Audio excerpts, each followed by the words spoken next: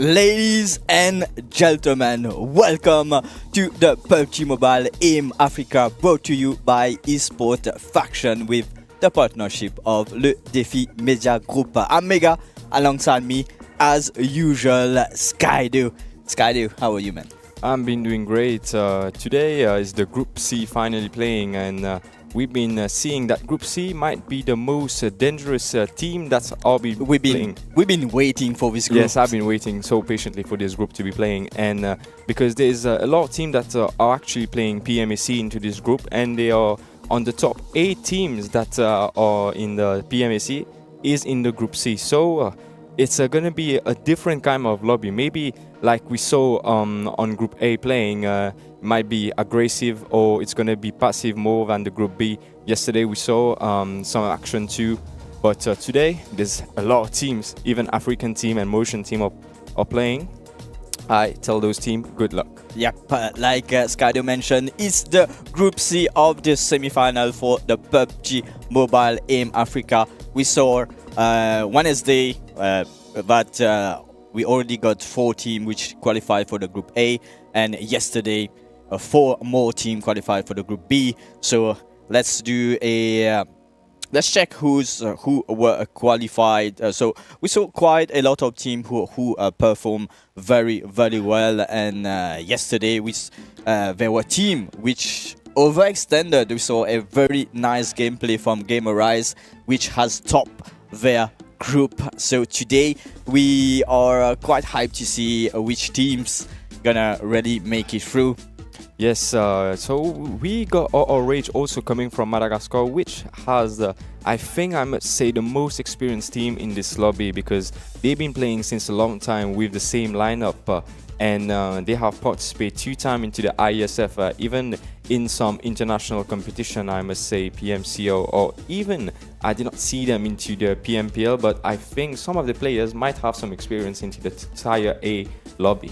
Great. So this team, of course, we need to remind you guys. So of course, thank you for joining us for this PUBG Mobile Aim Africa. These team are fighting for a overall prize pool of $500, where the first place gonna go with $250, with of course 8,000 UC, which is very juicy for what I can say. And the second place we go with $150 and 6,000 UC, and the third place we go with $50 and 2,000 UC, and of course an MVP award of 50 UC. But yes, I was about to say you forgot to mention, but you were waiting for the last moment. I like to keep it for the last part. So we are talking about the finals, of course. For the finals, the first place will get a direct invitational slot to the PUBG Mobile Africa Cup, which is still ongoing. So a slot for the finals, which gonna play,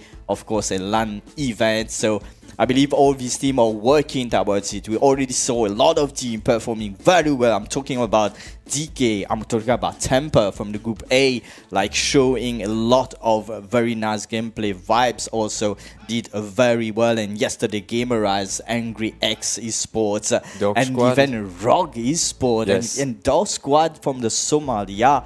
And we can see, like, for the Group A, 2 teams from Africa and 2 teams from Mauritius qualified, and yesterday as well 2 teams from Africa and 2 teams from Mauritius. And it's both group got 1 South African team and 1 Somalia team. And let's see today how it's gonna go. I want to see more like different African team. Like, we are talking about Nigeria, we are talking about Madagascar, like you mentioned, or Age gonna play tonight. So I'm hoping to see more African team into this PUBG Mobile Aim Africa. Yes, because in those lobby qualified from Group E and Group F, which are playing Group C today, we have, I think, more African team playing into this lobby than yesterday and the previous day of Group A was playing. So it's going to be pretty competitive into the scene, as there is many more African team playing now. So we were very excited when we saw 2 teams from Mauritius getting qualified, and even 2 teams from Africa, because we want different countries playing together into this lobby. We want that final 16 teams that going to advance for the PUBG Mobile in Africa. We want like 16 team of like mix of African team and not only Mauritian team. Because the goal is here, the aim is here, the aim Africa. We are aiming for it. We want to slot into the PMAC and we want to make them reach that stage. We are all working towards it. We saw a team, like I mentioned earlier, teams that we saw throughout this year, since January of this year, they were adapting, they changed their lineup. I'm talking about Rogue Esports. I'm especially talking about Mauritian team that we know. 𝗦𝗧𝗦𝗏 has been fine-tuning their roster, and with that new roster that they shown yesterday, with particularly two players, Trix and Slime, they've been performing very well along with the new two additional players, and we saw that complete new lineup of Rogue Esports with 𝗦𝗧𝗔𝗚𝗘 that perform extremely very well. So we're hoping to see this kind of new lineup as well, and I believe 𝗦𝗧𝗛𝗘𝗏 too is coming in for this tournament with some changes in their rosters for this year. Yes, differently some changes are coming in the IGL of Aatrox, a new generation player getting some experience from the old previous generation in PUBG Mobile, because it's been quite a long time that PUBG Mobile has been able to download to be able to play. So there's a lot of competition is going to be into this lobby, because we saw even Rock Esports getting 2 chicken dinner yesterday, and it was the only team that got back-to-back chicken dinner. So is it going to be possible for another team to be able to achieve this today, or it's going to be difficult? Because this lobby, as we're going to be seeing, and the first match is always going to be Sanhok, as we saw on Group A and Group B playing. But is it the Sanhok going to be like Group A, a lot of early fight guys going to start up, or is it going to be more passive like the Group B played yesterday? Even it was a decent lobby, but I still thought Group A was my favorite one till now. I don't know, that might break even when I saw this type of lobby of Group C that's going to play. I'm hoping to see a lot of action tonight with those teams.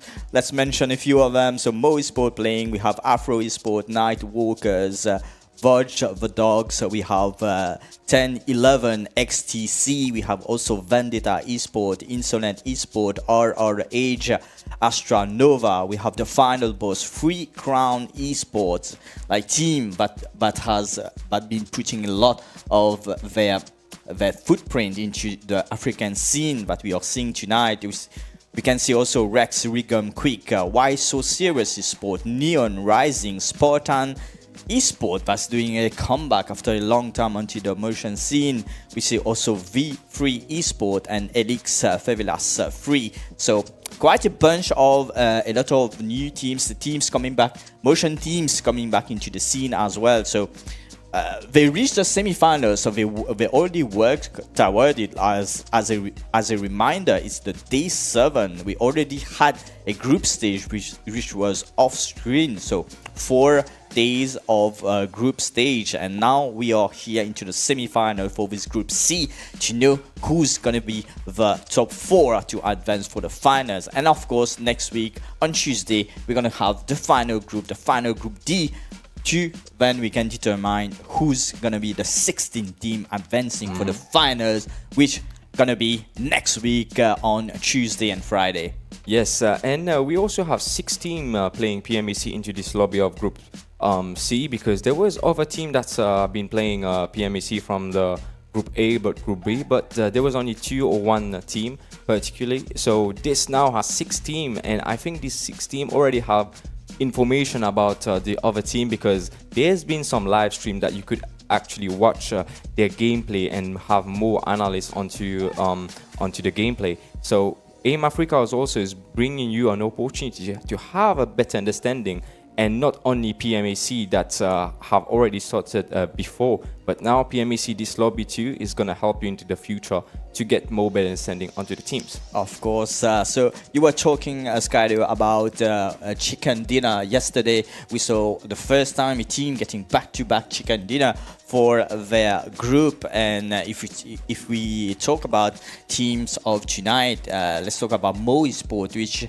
which has a very big fan base, and he's the only team actually into PMAC with 2 chicken dinner compared to other teams. So can they do the same thing tonight? Can they grab some more chicken dinner, or we're gonna get pressure into this lobby. We can't wait to see. So ladies and gentlemen, I hope you have buckled up your seatbelt, because we are going straight into the first game of tonight, the Sanhok game for the PUBG Mobile AIM Africa D7, the semi-finals for the Group C. So we already can see where all the teams are dropping into their initial drop location. We see only one team on Pine and one team on Bootcamp, and of course maybe two teams going towards Paradise Resort, but no team going towards the northern part. There's which two is teams on Bootcamp. two teams. Yes. There's already a big fight on Bootcamp. If you can already go to this location to see what's going on, we see a lot of teams also into the southern part of Sanhok. We can see like 4 different teams fighting all the way in the southern part, and 2 teams as well on Paradise. So surely we're gonna expect some early fights, and unfortunately maybe some early teams getting sent back to lobby. And also we saw a player from Crown, Free Crown, went very far away from its player. I think he got disconnected because 3 of his players got to Painan. And if I'm being right, it's when I'm seeing final boss and Neon Esports, 10-11, Free Crown, Mo Esports, the 6 team that I mentioned earlier that's playing PMAC, they are still using the same drop as we saw onto their live of Africa. So there's not much has been changed into AIM Africa into this match of Sanhok. But we might see some early fights has already sorted on Sami, that we can see 3 teams. One is above onto the ridge, and 2 teams is V3 Esports fighting against AE. It's going to be a pretty long fight if the other team onto the ridge start getting close. But we can see also on the kill feed that Vendetta Esports starting fighting with Neon Esports.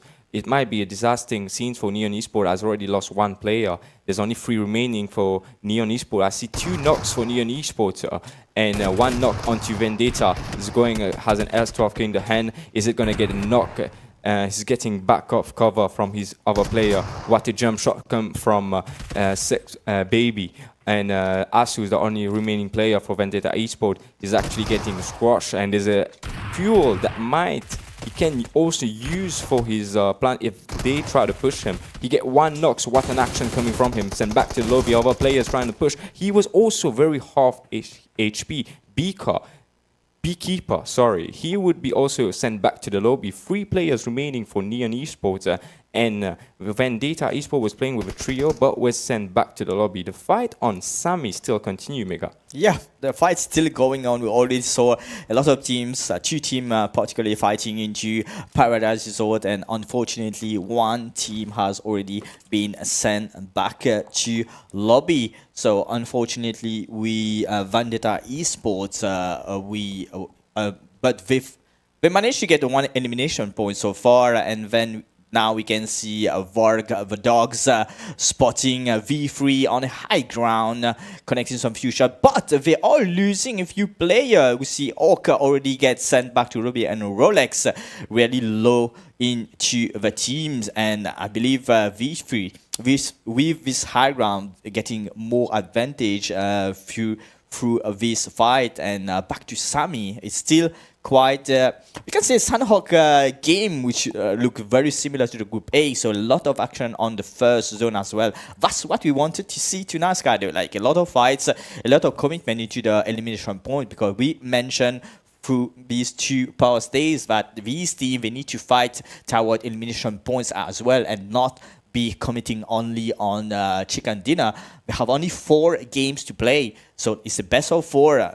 Chicken dinner can do matter, yes, but the thing that will really differentiate them into that ranking, that overall ranking, will be these elimination points that they're gonna be gathering throughout the games.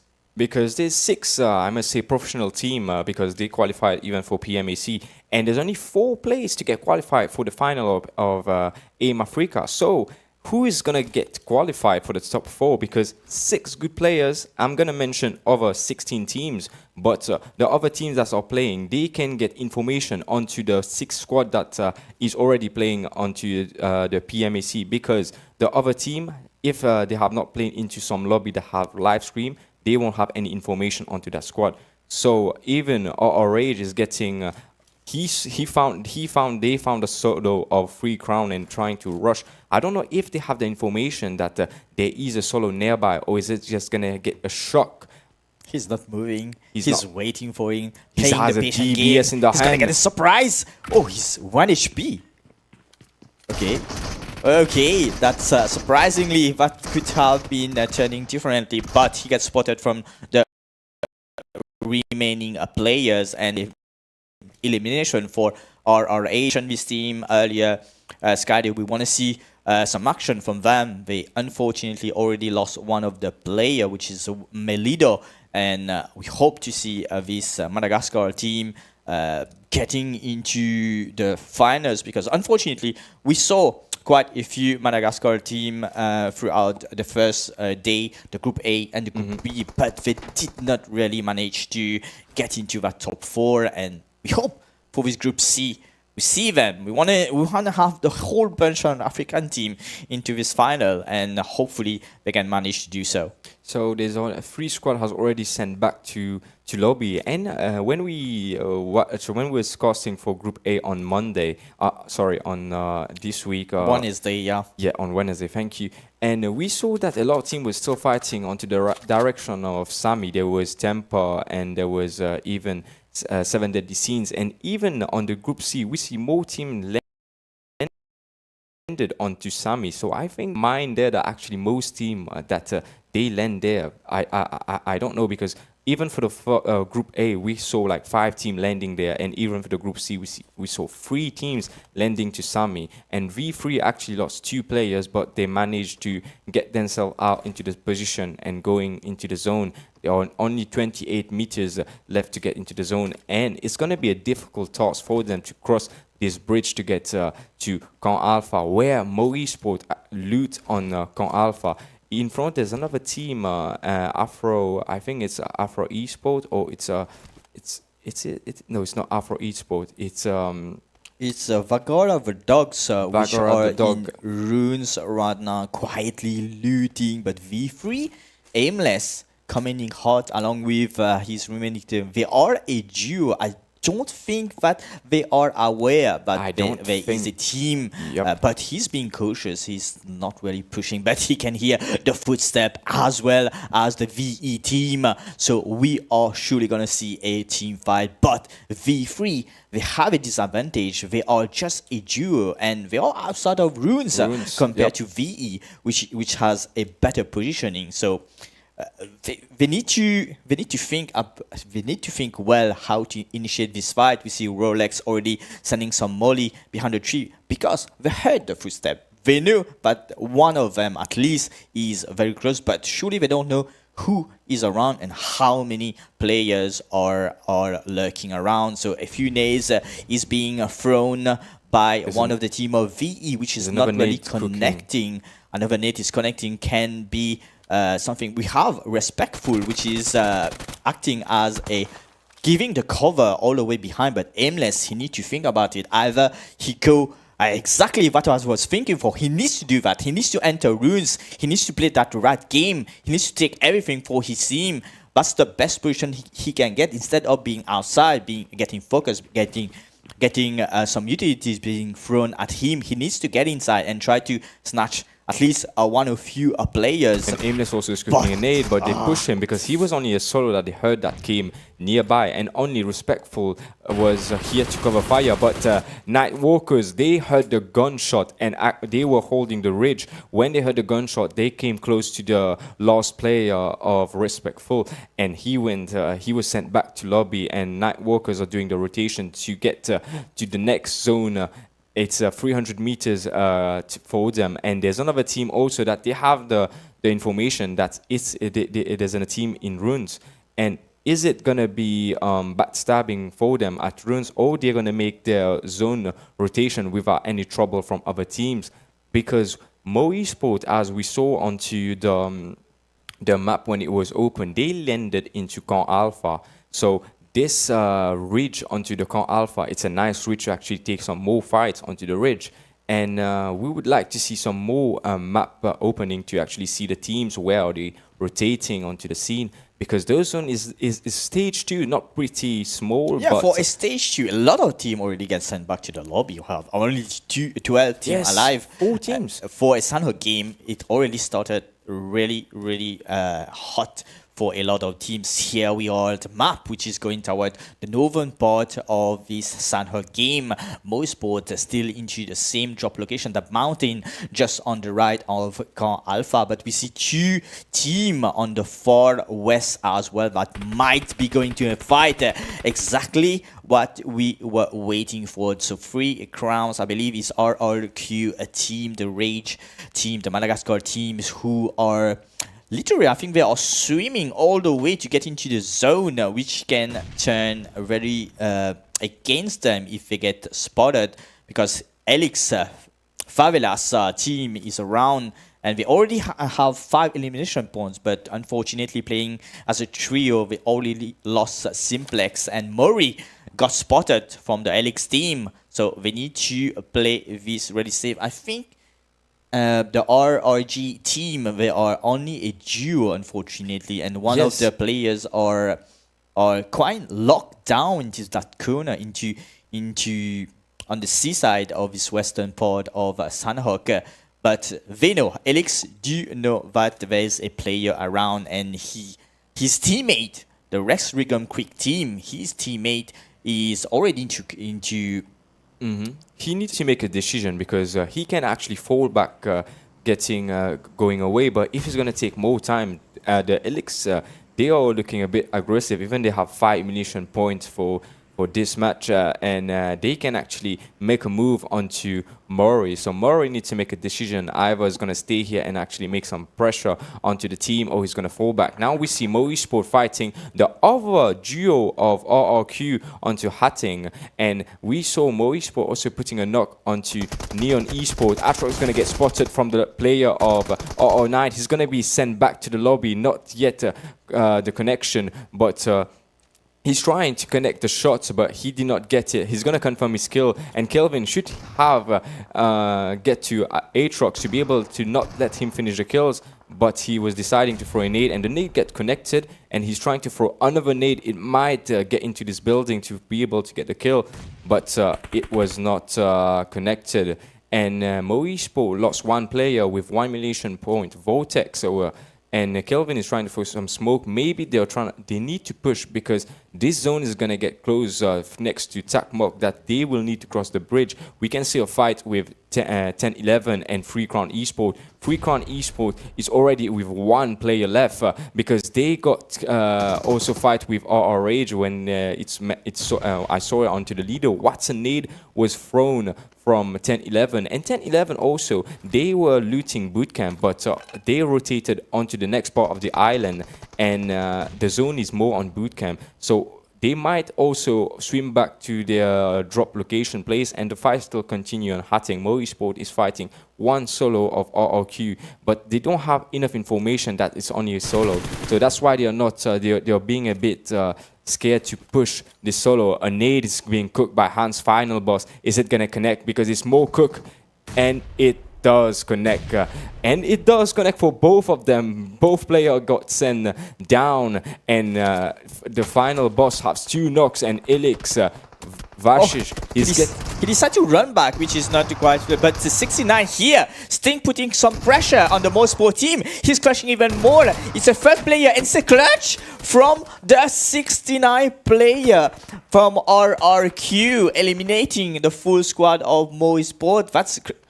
That's quite surprising to see 1 player like holding 𝗦𝗧𝗏𝗏𝗏𝗏𝗏𝗏𝗏𝗏𝗏 like that. It's clearly shown that 𝗦𝗧𝗏𝗏𝗏𝗏𝗏𝗏𝗏𝗏 was not aware of how many players, and the amount of time they took to push that 1 player has played against them. But nice clutch from RRQ. 69 should be happy about those points already. Yes, they were not aware, but when 𝗦𝗏𝗏𝗏𝗏𝗏𝗏𝗏𝗏 got sent back to the lobby, they were aware there was a team. But the thing is, they pushed 1 by 1 onto this player from RRQ. So he had a shotgun onto the hand, and when you're expecting on pushing a solo 1 by 1, this is what happened. And 𝗦𝗧𝗏𝗏𝗏𝗏𝗏𝗏𝗏𝗏𝗏 got sent back to the lobby with only 1 elimination for this Sanhok, and it's only 3 games left. and the 10th team got onto the survival, so there's no survival point got for 𝗦𝗧𝗛𝗘𝗗𝗏. So they need to make a comeback onto the next game of 2 match of Erangel, and the last match is going to be Miramar. We might see, we saw even 𝗦𝗧𝗔𝗚𝗘𝗗 send back the team VE to the lobby when they were fighting in runes, and they're going to get a fight with 10-11. I think 10-11 have already seen the information of this team is trying to push them, and 10-11 split is pretty good to watch, and 𝗦𝗠 also is already in the zone waiting for the team that's going to cross the Look bridge. at this closing of the zone, 𝗦𝗘𝗘𝗏. I believe that the final boss is well situated in a nice position. It's gonna surely be closing into some open fields. We do have a few compound on the northern part, but which team gonna hold up? But a big fight here. 𝗦𝗧𝗔𝗚𝗘 trying to do a play on 10-11 team, but 10-11 they are fighting back with the nades, which are indeed connecting, but 10-11 they are only a trio, but we can see only 2 player holding this position. But 𝗦𝗧𝗔𝗚𝗘, we do want to keep that high ground only for them, but because they know it's an advantage for them. So Snow S12K into the hand, try to push one of the player, and it does connect. It was a 2v1 situation, and one of the player of 10-11 already fall back. Like they know they need to get into the safest place because the zone gonna be closing soon, and indeed it is starting to close, and getting late into the zone on this Sanhok map is gonna be very difficult. We saw earlier that zone being closing, like in they need to cross the bridge, they need to go through the water. And when the zone opened too, we saw 𝗦𝗠 next to the bridge, and 𝗦𝗧𝗏𝗏𝗏 is taking all the vehicles that 10-11 gather from here, and they would have the advantage to get into the zone. And even 10-11, when he got into the zone, one player got sent back to the lobby, and RRH2 got sent back to the lobby. Most of the top teams that are playing PMAC got sent back to the lobby, except Final Boss and 𝗦𝗠 are still holding. And Final Boss, when we saw the map open, they had a pretty huge split for their teams, and they're trying to control the half of the zone, I must say, when we saw the map open. And 𝗦𝗠 Rising is putting the effort on knocking the 𝗦𝗧𝗏𝗏𝗏s, and 2 players. Yeah, 2 players managed to cross the bridge, and we need to look for a better place into the zone for sure. But we still has a full squad. We still has no 𝗦𝗏𝗏𝗏 and 𝗦𝗏𝗏𝗏 trying to walk their way, but will Beekeeper managed to spot 𝗦𝗏𝗏𝗏. He see them crossing, he see one of them, and now Snow is the remaining player trying to cross. The zone is not being favorable for the 𝗦𝗧𝗏𝗏𝗏 team. Snow trying to run his way, and 𝗦𝗠 being the gatekeeper. But we can see Afro Esports maybe gonna spot that one player, 𝗦𝗧𝗏𝗏𝗏𝗏 here. Devil with the DBS, sending one of the player of Afro Esports back to the lobby. We've been seeing Afro Esports playing quite a passive game, but they want to fight. 𝗦𝗠 sending the nades, but he don't really have the information that the nades do connect. It's a nice nade, but put Devil 1 HP. Snow trying to give the cover from far behind, but it was not enough. It's back to a lobby for the 𝗦𝗧𝗏𝗏𝗏𝗏 team. Afro Esports with 4 elimination for them. They are still into this game. 5 remaining team into this stage 3 of Sanhok. We can see also the final boss, the only team which is a full squad right now, so definitely having an advantage for this last zone. Yes, and Final Boss also is looking pretty strong onto the numbers, because you're with 4 players, and 𝗦𝗠 eSports got sent back to the lobby because they were controlling most zones, so they have all 4 players pretty split, and they're getting all the information needed where team are rotating, and even the ARA is getting the information that Afro Esports are rotating, and he's gonna inform this information to his teammates. His teammate must put the pressure because they're trying to push ARA, the final boss. Will he be able to actually control this fight alone, or his teammate is gonna come back close to him? But Ara is throwing another nade, is not going to get connected. He really needs not to commit or not, but backup is still around. He needs to not overextend his position. But of course, Afro eSports, the nades can be really dangerous for Ara, but he's running his way. He's very low, unfortunately, but Pyro from the far end to the other side as a backup. Afro eSports, he want to fight what's still into this game as the sole survivor of this Afro team, and the final boss is starting to getting closer. A revive is being done on Ara right now, but we do have one player of Alex, the team, which is still around. So I wonder where he is, but the zone is starting to close. Afro eSports, he needs to walk forward, but gods are all the way. That two player, Hans and God, doing a nice cover all the way. So it's a 4v1 situation, and it's a chicken dinner. The first chicken dinner of this group C is being won by the final boss with a they already settled themselves into that lost zone, like you mentioned, Sky. They were split. They were looking for these elimination points. They were forcing a lot of teams, which kind of took way too much time to get into that zone, where that zone shifted from the Alpha Island all the way to the northern part of the Sanhok game. A lot of teams took some time to cross the bridge. We saw Nightwalker getting penalized, like 2 players were left behind, and 2 of them had to fight a trio team of Afro eSports. So they definitely lost a lot of momentum into that push, but the final boss was already there. They were the one which was welcoming a lot of team. Even Neon thought that holding that northern point compound maybe would have been an advantage for them, but they did try their best. So this game, Skydo, like all the way from the start, we saw a lot of fire. We saw 2 teams into Paradise, we saw 2 teams as well into the boot camp. So it was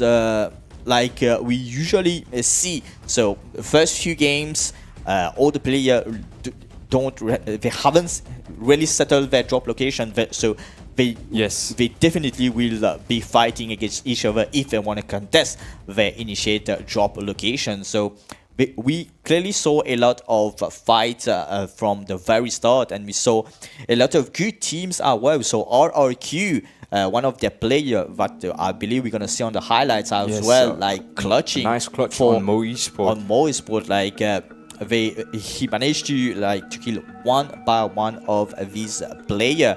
So we also saw a lot of teams like RH trying to rotate through the far west, but didn't really work for them because we were on a lower ground. So team that already settled themselves into that lost zone that really got the advantage. Team that took a lot of time to rotate were the one with the disadvantage. And yeah, on the screen you can see what a clutch from 69 from RRQ. So Rex Regum quick, that really did a quick wipe of this 𝗦𝗧𝗏𝗏 team. Yes, and even we saw 10-11 landing on bootcamp, but they crossed the bridge to be able to swim back to be able. They took a fight with Nightwalkers, but when the zone shifted to Takmok, where final boss was situated, I think 10-11, because I thought the zone was going to close onto Car Alpha. That's why I think 10-11 made the decision to cross early on for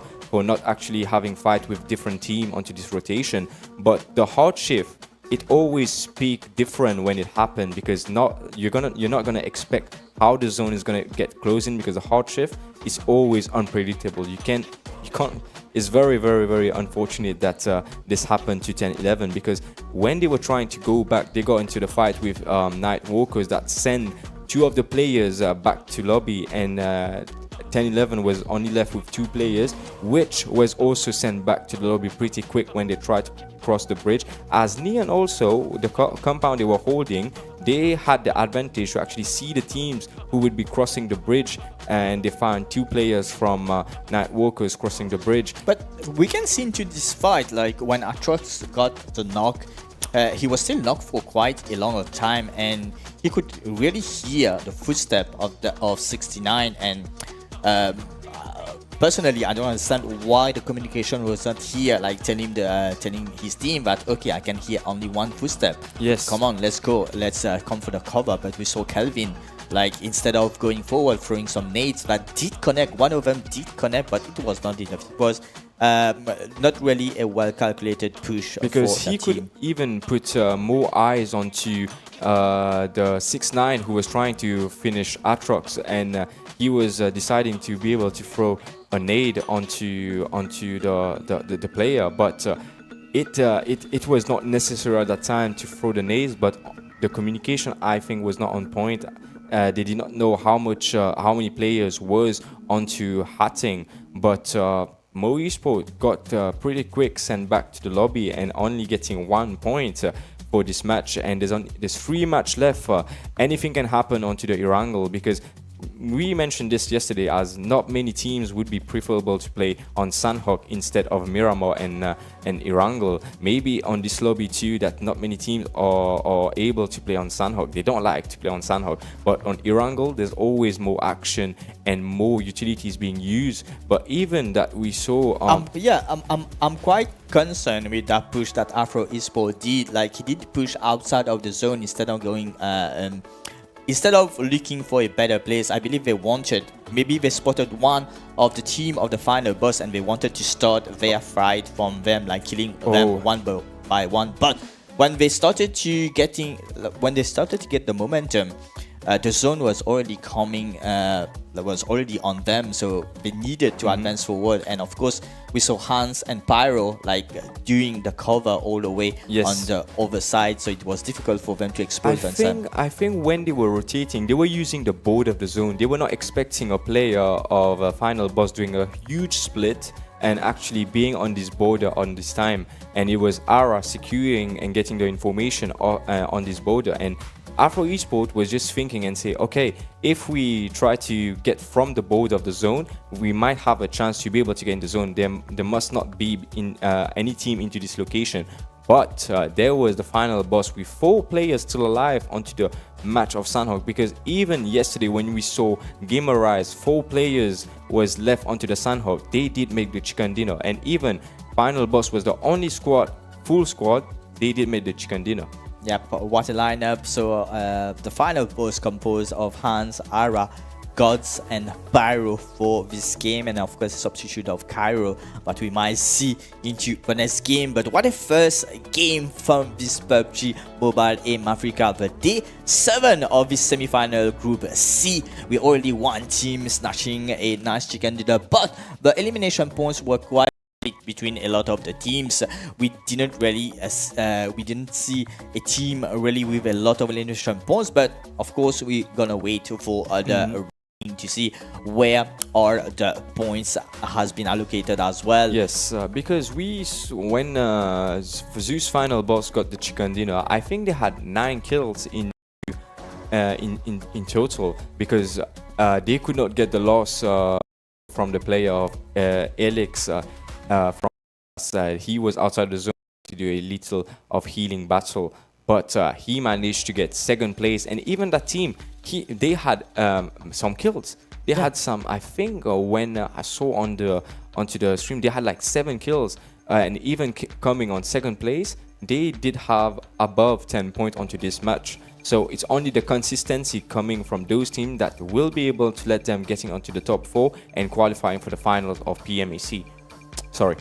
Yep. Aim Africa. Aim Africa, of course, we are not yet into the PMAC. So Afro eSports is a Nigeria team. So I believe that's what I was talking earlier. I want to see, like, we already have 2 Somalia team already qualified from the Group A and from the Group B, and 2 South Africa team into the Group A and the Group B as well. I want to see some Nigeria. I want to see some Madagascar, because there is Senegal also, and Ghana too. There's some squad. Even yesterday, I think a squad from Ghana you mentioned was playing, but they could not. Unfortunately, we couldn't manage to get that enough point because, as a reminder, only the top 4 of this best of 4 gonna get their slot into the grand final of the PUBG Mobile Aim Africa. We do have also a team from Mauritania, which is the Rex Requiem Quick team, the team, the player 6ix9ine, which has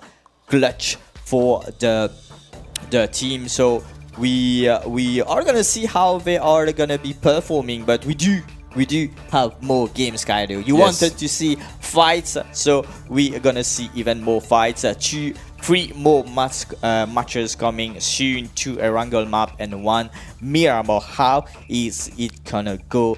Will we see the final boss again showing even more supremacy, getting even more chicken dinner, or a different team getting that points? Because Erangel is different. It's a map that everyone likes. It's one of my favorite, of course. So I want to see how this team gonna play. Yes, we need to see how this team is gonna play, and I must say in 2 different words that the team of Motion, they are playing home. Because Aim Africa is the room creation also is being created from Mauritius. So I think this too is we have another feeling that okay, we are playing from they played a lot of eSportsfaction tournament, but this time is for Africa, is different. So they have the confidence also that they have able to play on this lobby and actually putting more effort than they used to be. Because when I was spectating them onto the PUBG Mobile Nigeria, this performance was not as today, and it's only been the first match, and there's 2 Erangel and 1 Miramar. We will see of how this performance is going to be onto the other match, because maybe there's might be some other favors of the zone too, because the zone is always it can favor any team that's holding onto the zone and actually get the zone into them. And the split that they were doing, they got into the best position onto the zone. So it's not always on the chance on PUBG. There's 25% of chance, maybe we can say, and the rest is just skill and good communication skill to be able to move to the zone. And we will be seeing more action, I hope, from 𝗦𝗧𝗔𝗘𝗗𝗏, Neon Esport, RR and even Free Crown and 10-11 too. And other teams are also coming hot. Is 𝗦𝗦𝗡𝗏𝗏 from Favelas also made many kills and came second onto the leaderboard. Unfortunately, we have not yet seen the leaderboard. We'll be seeing this soon because the second match of Erangel will be starting shortly.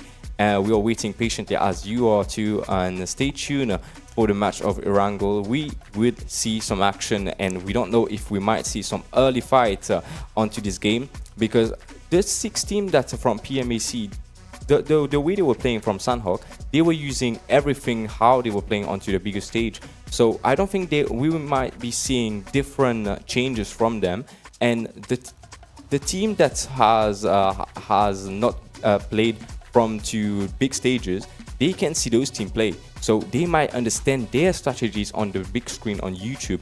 And that's why maybe we won't see any team landing into their spots, or we might also see some other team contesting them onto the drop location.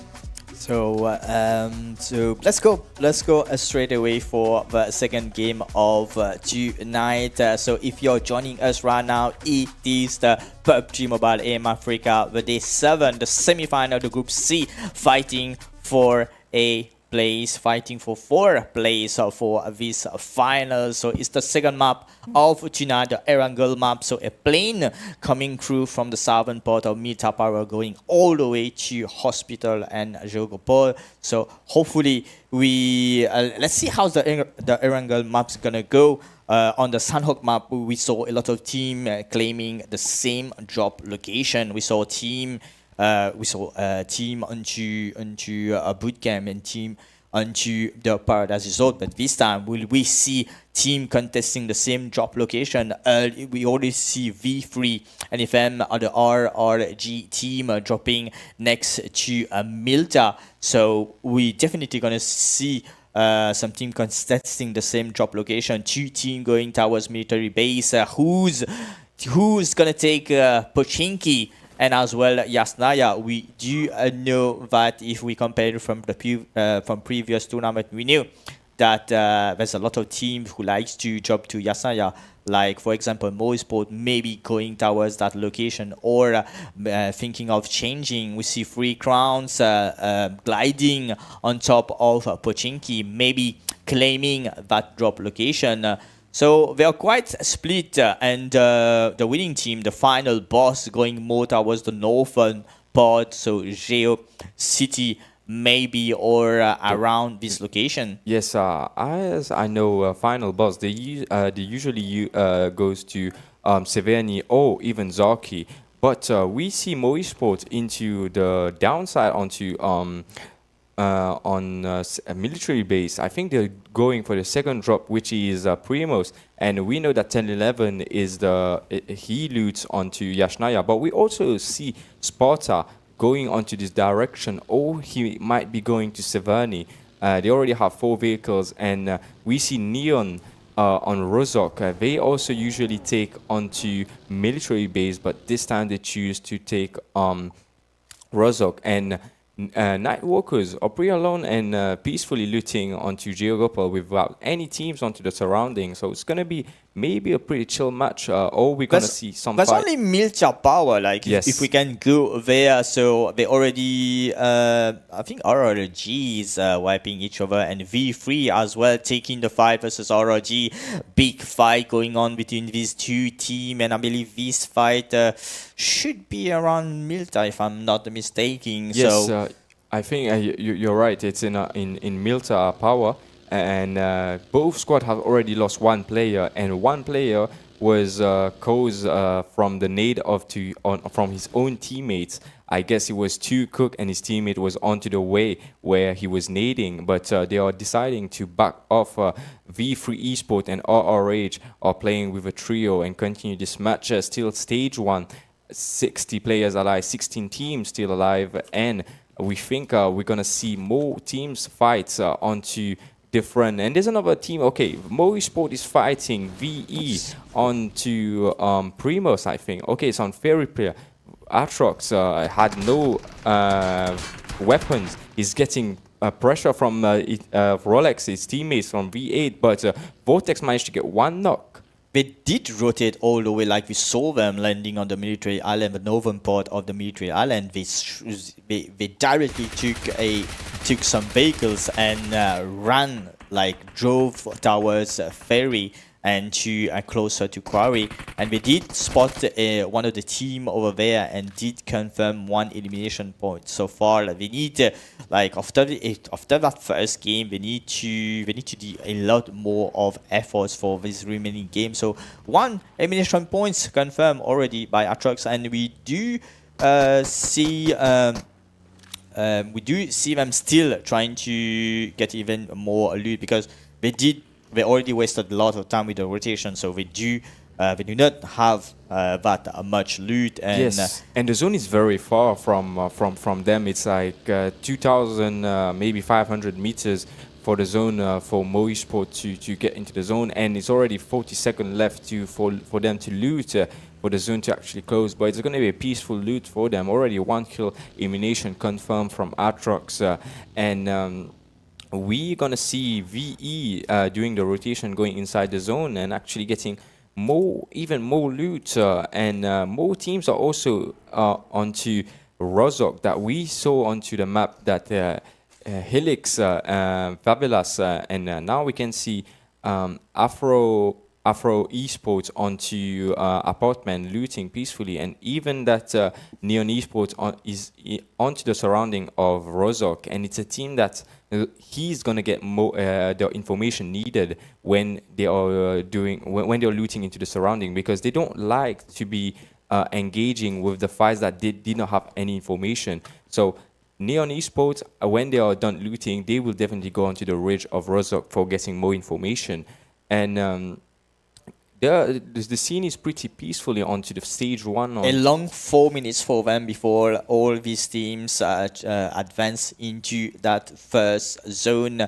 We on the minimap during the landing phase, we did see 3 crowns holding 𝗦𝗧𝗏𝗏𝗏𝗏, and no teams came to contest that. And we clearly saw a lot of team around 𝗬𝗏 as well. So, like you said, I don't believe we're gonna witness some early fights with those teams on the west.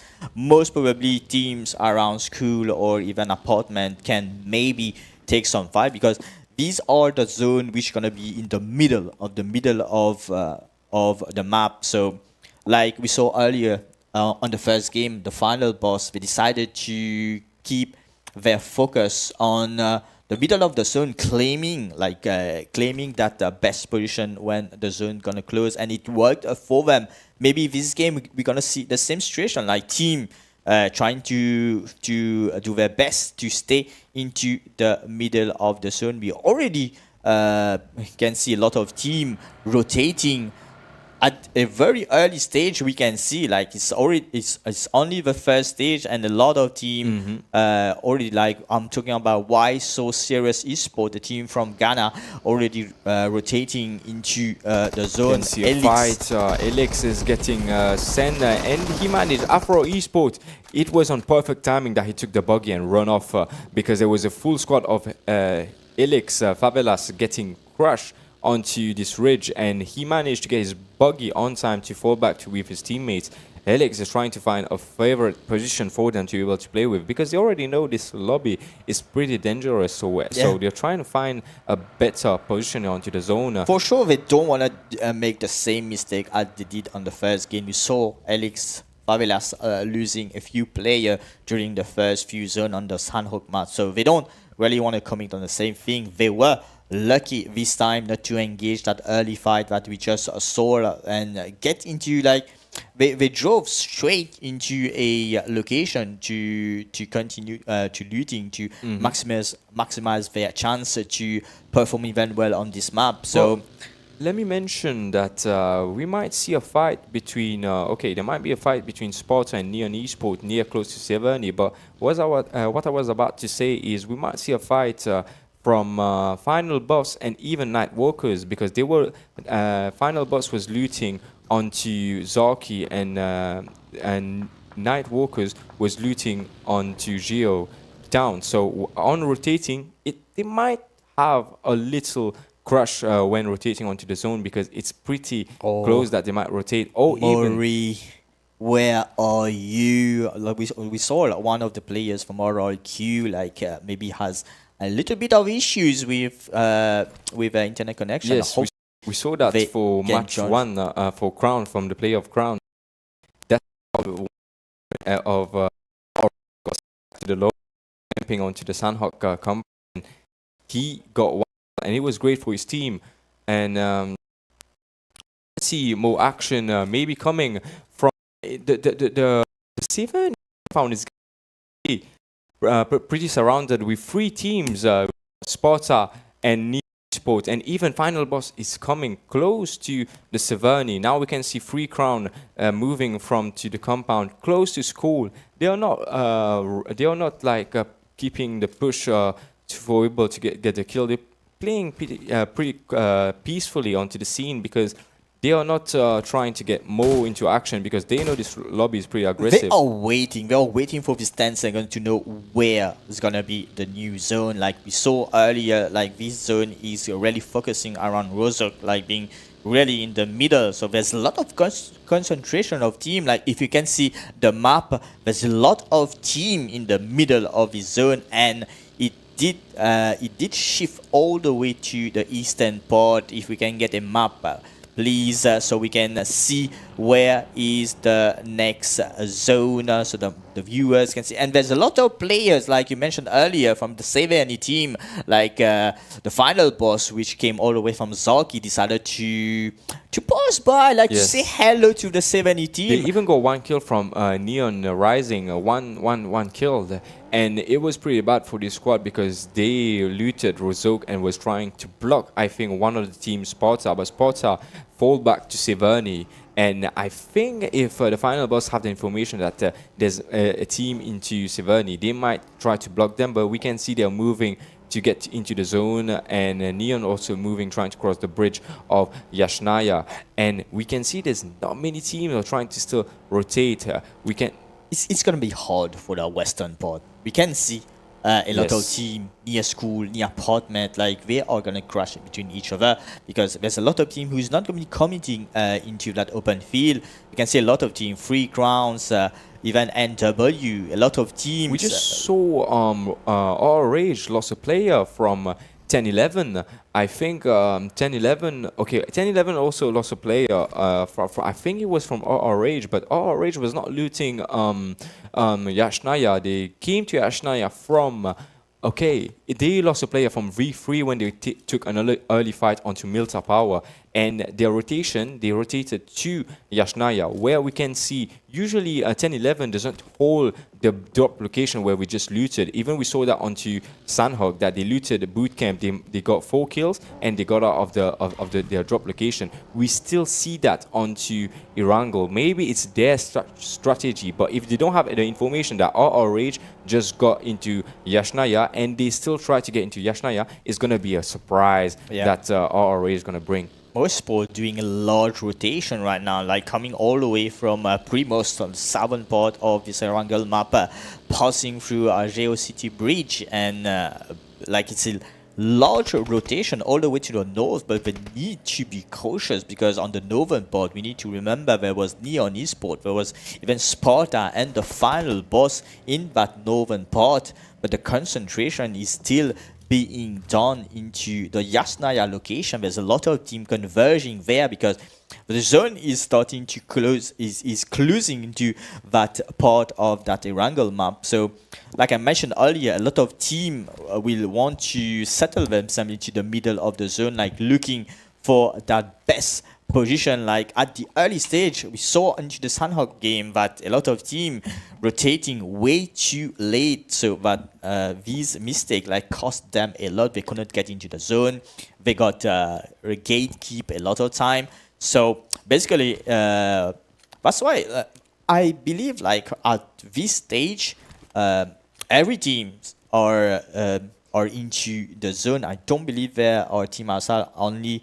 Yeah, there's new team outside the zone now, so everyone is trying to get a little bit of place into that zone. Yes, and even RRQ, they got into 𝗦𝗧𝗏𝗏, so there's 2 teams 𝗦𝗧𝗏𝗏 at 10-11 looted onto 𝗦𝗧𝗏𝗏, and now we can see RR Rage holding 𝗦𝗧𝗏𝗏 and even Rex Regnum Quick onto 𝗦𝗧𝗏𝗏. So we're not seeing much fight yet, but when the fight is going to start, there's going to be lots of team that's going to take a fight, and more for parts is going to come. We still have 16 team, Skydo, for this second stage. So you're definitely right. There is going to be, we are going to see a lot of fight for this second zone, when the team will have to be, when everyone will need to contest this location, this compound, and so on. So it's gonna be very interesting. We have 44 seconds to know where the next zone's gonna be. And I just hope that we get another map open for us to be able to know where the team actually rotating, and the audience also is gonna see how much team there are in the surrounding, because there's 16 team and the zone is getting pretty small onto the stage 3. There will be still more fight coming up from to 𝗦𝗧𝗏𝗏, because we see team on Mansion already, and Free Crown is not into the middle of the zone as 10-11 and even Afro eSport, but 𝗦𝗧𝗏𝗏𝗏 is passing from the bridge of 𝗦𝗧𝗏𝗏, holding onto the ridge to the compound, and I think they might hold the petrol station for 𝗦𝗧𝗏𝗏𝗏. But what a hardship that just went onto Shelter, which favor most Crown Free eSport, and VDA also. Thankfully, they was not inside of the zone in Mansion. Nice so, Walker as well. They look really into the middle of the zone, and once again we're gonna see some action into at the Mansion, Skydo. We saw that on the Group A. We also saw that yesterday in Group B. Mansion being really favored into that PUBG Mobile AIM Africa tournament. So which team gonna start be holding that position? 𝗦𝗧𝗏𝗏𝗏 still on a rotation. They are indeed seeing other team trying to rotate. They are trying to bait a few of them for an early fight, but these they are not eating the bait for sure. Vendetta eSports as well, looking for a place, looking for somewhere to take a fight. They are indeed as a trio, unfortunately, into this game, but they look very confident to take some fight. Even for the match Sanhok, they were playing as a trio, but even for the match Erangel, still a trio. So it's a pretty disadvantage for them because they are a good team coming from Mauritius. Even Sonny, past experience from different kind of tournaments into the international, that's it will help it into this lobby because it's a comeback from him as well. Yes. We didn't see Sonny into the play scene for like 3 years. Yeah, it's been a long time. Been a long time he's doing a comeback. Let me add something. When the map was open, we saw the only team which was the furthest from the zone was the final boss. So they're gonna have a pretty long rotation for them to get into different the zone. strategy, like compared to the Sanhok game. Like this time they want to be the last one getting into the zone. We can see that Neon is putting some fire trap, but 𝗦𝗧𝗛𝗘𝗏 might also come onto the ridge to take a fight.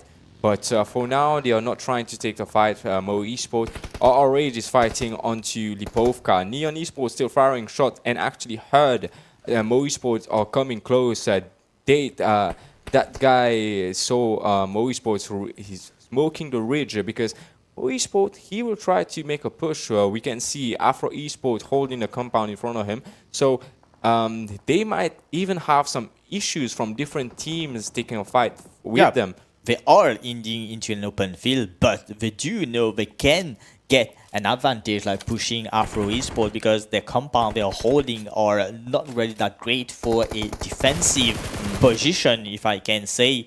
But here, 𝗦𝗏𝗏𝗏 still holding their position, not letting any team getting close to them. We saw them into the Sanhok game, like they managed to secure the second position. So they want to be here. They want to keep the consistency. They want the points. So a lot of team. We are still Skydo 16 team on this third game. I believe on the 4th and the 5th game is going to be crazy. A lot of team trying to look for a place into the zone. I believe half of this lobby is still like maybe using the vehicle to roam around. Because this lobby, Mega, we've been mentioning since the game started that this lobby is going to be different, more aggressive, and more teams that have more experience from previous tournament, even in ongoing tournament, and the zone is actually favored, still favors Free Crown, and now more favorable for Nightwalkers. But the warehouse next to Free Crown is not actually taken. Which team is going to take this compound? Because we are going to see fights onto Sparta.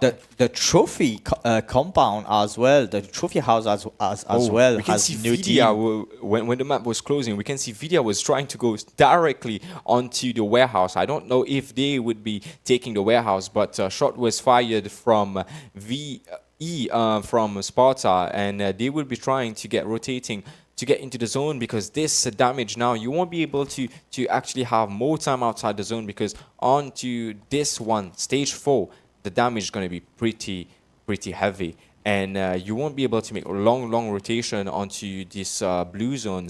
So you must think of an idea right now not to passing from the outside of the zone, but there's going to be a lot of team, and Free Crown actually took a decision and moving to the warehouse where they actually spotted. They were the first team to actually have the advantage to spot this warehouse, because they were next to the compound, and this compound is actually, there's no team holding it. So there might be another team. We might see fights onto this compound, because a lot of team can crash onto this compound to be able to take a fight.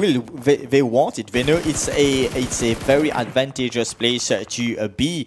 But still, a lot of teams trying to get into the zone. We see 𝗦𝗧𝗛𝗏𝗏 right now, Vortex knock into that team, and 𝗦𝗧𝗏𝗏 trying to smoke, giving the cover, but Spartan in front of them.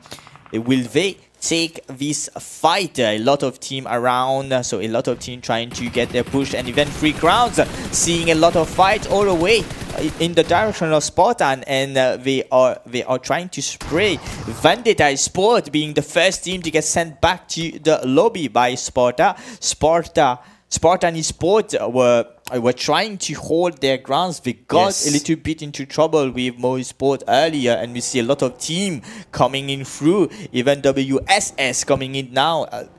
is or most sport are aware of all these team around, because we can see 𝗦𝗘𝗡𝗗 trying to look for a fight. They are indeed in an open field, but will they manage to survive? I just saw something on the kill feed that 𝗦𝗧𝗔𝗚𝗘 got sent back to lobby by Final Boss. So eventually, I think Final Boss crashed onto 𝗦𝗧𝗔𝗚𝗘s and they got sent back to the lobby. So Final Boss have 3 players left, 6 kill, and they're holding a good zone. I think the zone shifted to this compound, and we can see that 𝗦𝗧𝗛𝗘𝗗𝗏, there's many team onto the surrounding. There's 𝗦𝗧𝗔𝗠𝗔𝗏, there's 𝗦𝗧𝗔𝗏, and next to them there's 𝗦𝗧𝗔𝗏 eSports, and next to 𝗦𝗧𝗔𝗏 eSports there's Afro eSports. I can't believe there's that much team into a 5th I want to see zone. this fight. This fight is happening right now. Final Boss and 10-11, and Final Boss is actually taking another fight because they just took a fight from the 𝗦𝗧𝗔𝗚𝗏s, and 10-11, I think they crashed into this compound, and 𝗦𝗏𝗏 also is putting the pressure.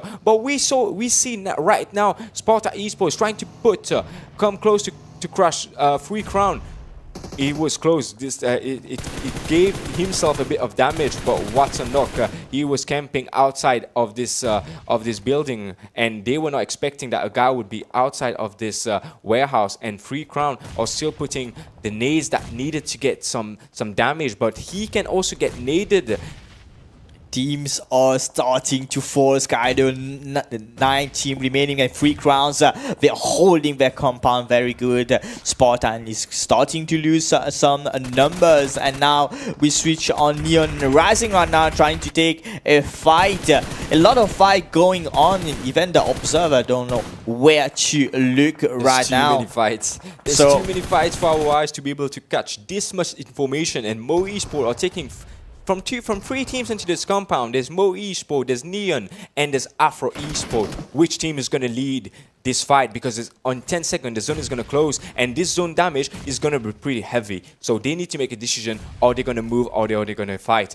4 seconds, the zone is closing, and it's there on board in the zone. I think the best decision for 𝗦𝗧𝗛𝗏𝗏 to actually back off and go into the zone. We can see 𝗦𝗘𝗡𝗏 taking the buggy to be able to go, and Kelvin also is making the way to go, but Afro eSports and Neon Rising are still fighting. Neon Rising getting the final kill onto Afro eSports, sending back to lobby. And he need to look for this loot crate, like we saw that Neon Rising. He don't have any first aid, just a lot of bandages to get into that zone. Close, Mega, there's gonna be heavy damage.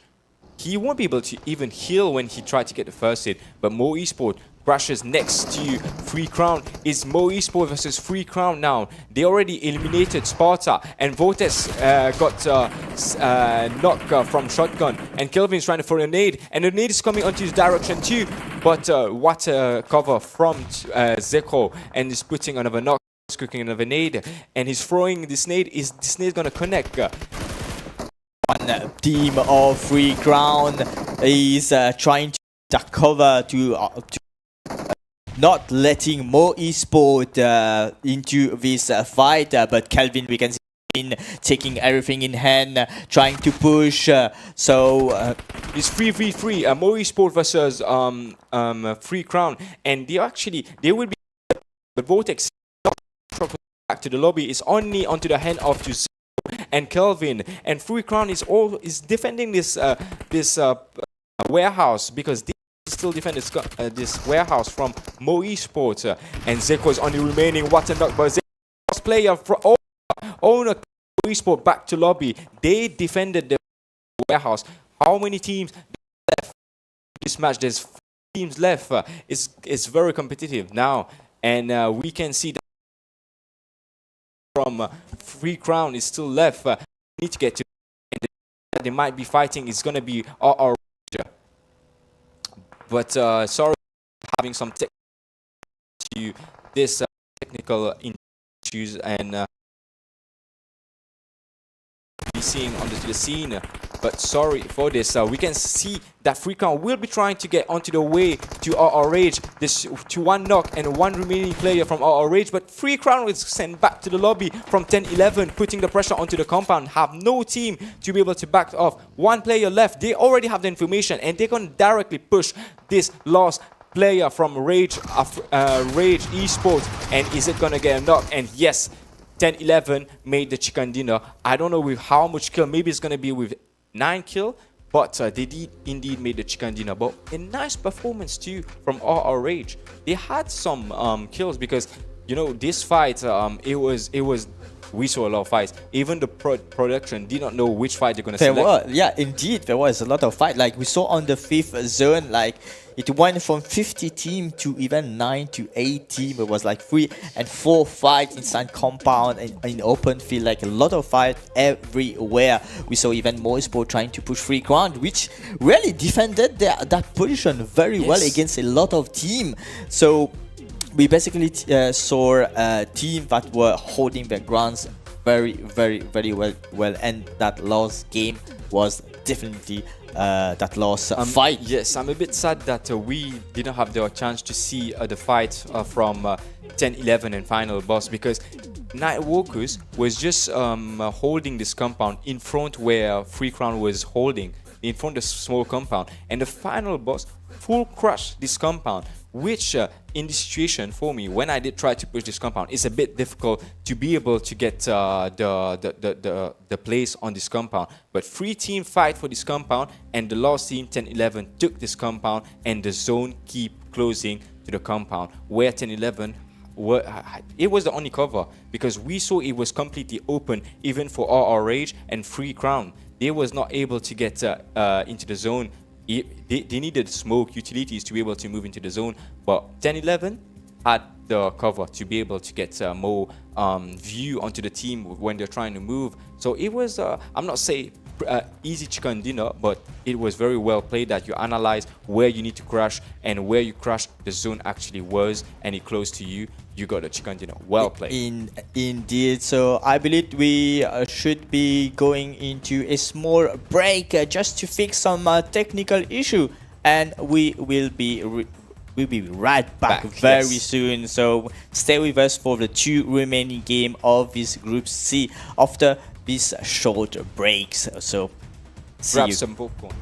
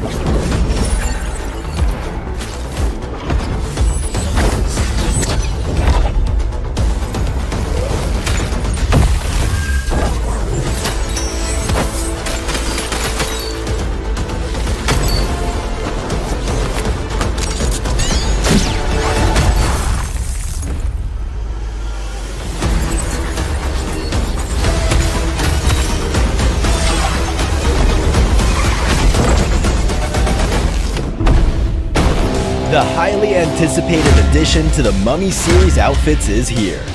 Paired with the new 𝗦𝗘𝗠𝗏𝗍𝗔𝗟𝗦, the Polar Spectrophage set is just what you need to freeze your enemies. Or send them ablaze with the Inferno Fiend set's new upgradable Chain Inferno Uzi. All the Mummy outfits are back. Get them all. Join now and collect the whole series to turn all eyes on the battleground. Event period, July 10th, 2025 through September 2nd, 2025.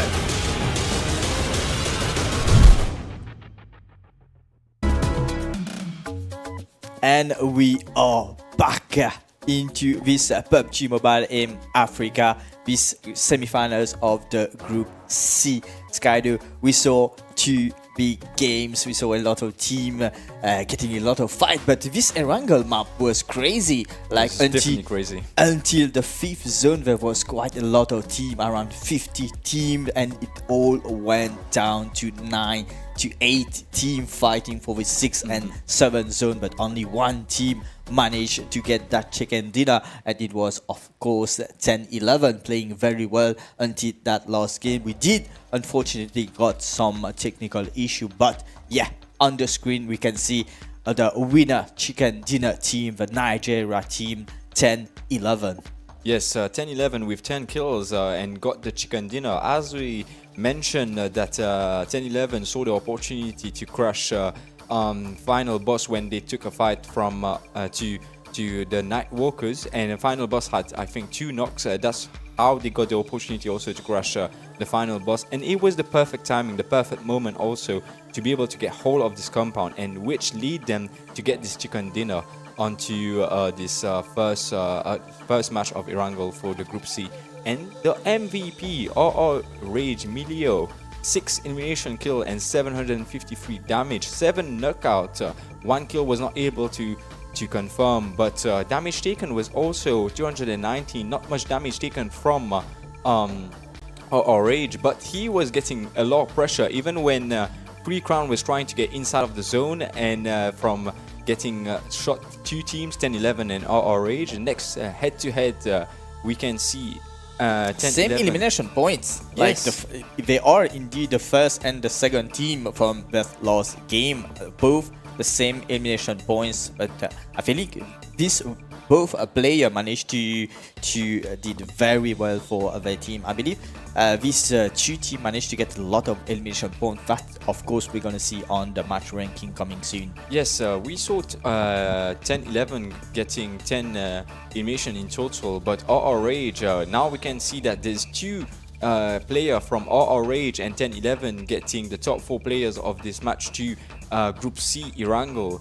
and we can see that 𝗦𝗧𝗔𝗚𝗏𝗏 getting 2 elimination, 4 knockout, but what a damage, 1026 damage. And we can see another players from 𝗦𝗧𝗔𝗦𝗏 that we have already seen onto the MVP getting 6 elimination and 753 damage, coming to 𝗦𝗘𝗏𝗏, 4 elimination, 724 damage, and 6 elimination, 3 knockout, 654 damage. So this player, he got able to see some knocks onto the open, and the longest skill 372 meters, which is pretty long, because yesterday we saw that the longest skill was into Sanhok, the smallest map, but unfortunately onto this first lobby we had not this opportunity to see the stats of the Sanhok. But for Erangel, we can see throwables, 174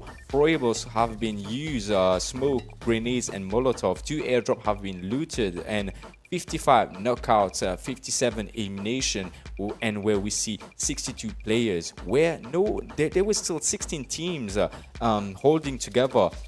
Even some of the team was holding with a duo or even trio, but it was there was no place for the teams to be able to get in the zone, because we saw that team was not able to find a perfect position because the zone was very small and there was many teams alive. Top 4 teams of tonight: Erangel, we saw 𝗦𝗘𝗏𝗏, 𝗦𝗧𝗔𝗏𝗏, Free Crown also coming up onto this, managing to secure the warehouse, defending from Sparta, and Got a lot of points out of that. Yes, sir. And 4th team is 𝗦𝗧𝗔𝗏𝗏𝗏. Also, he was engaging with a different fight. We saw he was engaging with 𝗦𝗧𝗔𝗏𝗏 and even 𝗦𝗧𝗔𝗏𝗏, but they did not have enough elimination kill, leading them with 3 kills, but they came 4th. So they're gonna get some survival point also. 𝗦𝗘𝗏𝗏𝗏, like you can see, like all these performing team coming all the way, not from Mauritius, but Yes, from African team. That's what I wanted to see tonight. Those African team giving everything that they got tonight. So at the first place, we can see, of course, 𝗦𝗘𝗏𝗏𝗏 with the chicken dinner, 10 elimination points for them, 20 points in total. And following that is our 𝗦𝗧𝗔𝗏𝗏𝗏 with 10 elimination points as well, with 16 points for them, and 3 crowns managed to get a lot of elimination points when we were holding that warehouse, with 9 elimination points with a total of 14 points, following Neon Rising and 𝗦𝗧𝗔𝗏𝗏𝗏 with 8 and 7, 6, 5. Look at these points, like it go all the way to 6, 5, 4, 3, so until the 10th position. So we can see a lot of team which also didn't manage to get that point. And I'm looking for a team which I'm not seeing. Yeah, the final boss, which was the one who won the first game, but this time they go they left this game with only elimination points, only 6 points for this game. As well as 𝗦𝗧𝗔𝗏𝗏𝗏, we saw them rotating, we saw them trying to make some plays, but they only managed to get only 2 elimination points out of, I believe, 1 from Free Crown and maybe during that fight of Spartan or something like that. But it's not yet over for this team. They played only 2 maps and there's 2 maps remaining. Is those points are gonna be efficient to be able to climb on the top 4? Because we can see 𝗦𝗧𝗔𝗏𝗏𝗏, Free Crown and Neon Rising, they are on the top 4 teams onto this map, onto Erangel. But for Sanhok, we did not have the chance to see the leaderboard for the ranking, so we don't know how much point they accumulated for this match, and if 𝗦𝗧𝗔𝗏𝗏𝗏, they got only 1 point, if I well remember, for the match of Sanhok, but they still have 2 match. It must be good match for them to get to the top 4, because this lobby is very competitive and it's difficult, as we are seeing 16 teams onto the small zone and many teams are fighting. Crazy. I never saw that throughout all this year during our normal tournament, like until the 5th zone, we like the full lobby of 16 team to 15 team trying to get into that zone, trying to look for a location for where to settle. We saw a lot of team still driving around in their vehicle looking for somewhere to settle, looking for somewhere to take some fight. It was all over the place, but we this time for the second game we didn't really see RRQ performing that well, but we did gave a nice performance for the first game. Yes. So let's see. We're gonna go straight away for the third game of tonight, the second Erangel of tonight. A plane coming all the way from Seveni going to Novo, between Novo of course and 𝗦𝗘𝗡𝗗𝗏. So will we see a different game? Will we see the same game like we saw previously, like all this team taking the fight through the 5th zone?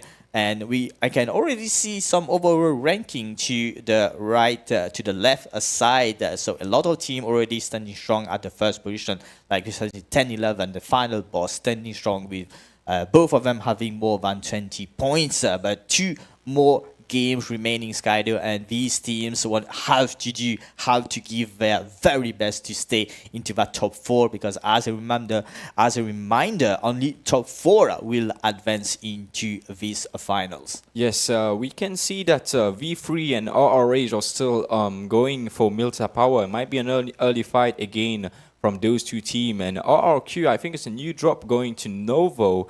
And we can see a lot of teams onto the surrounding of school, apartment, and Rozok.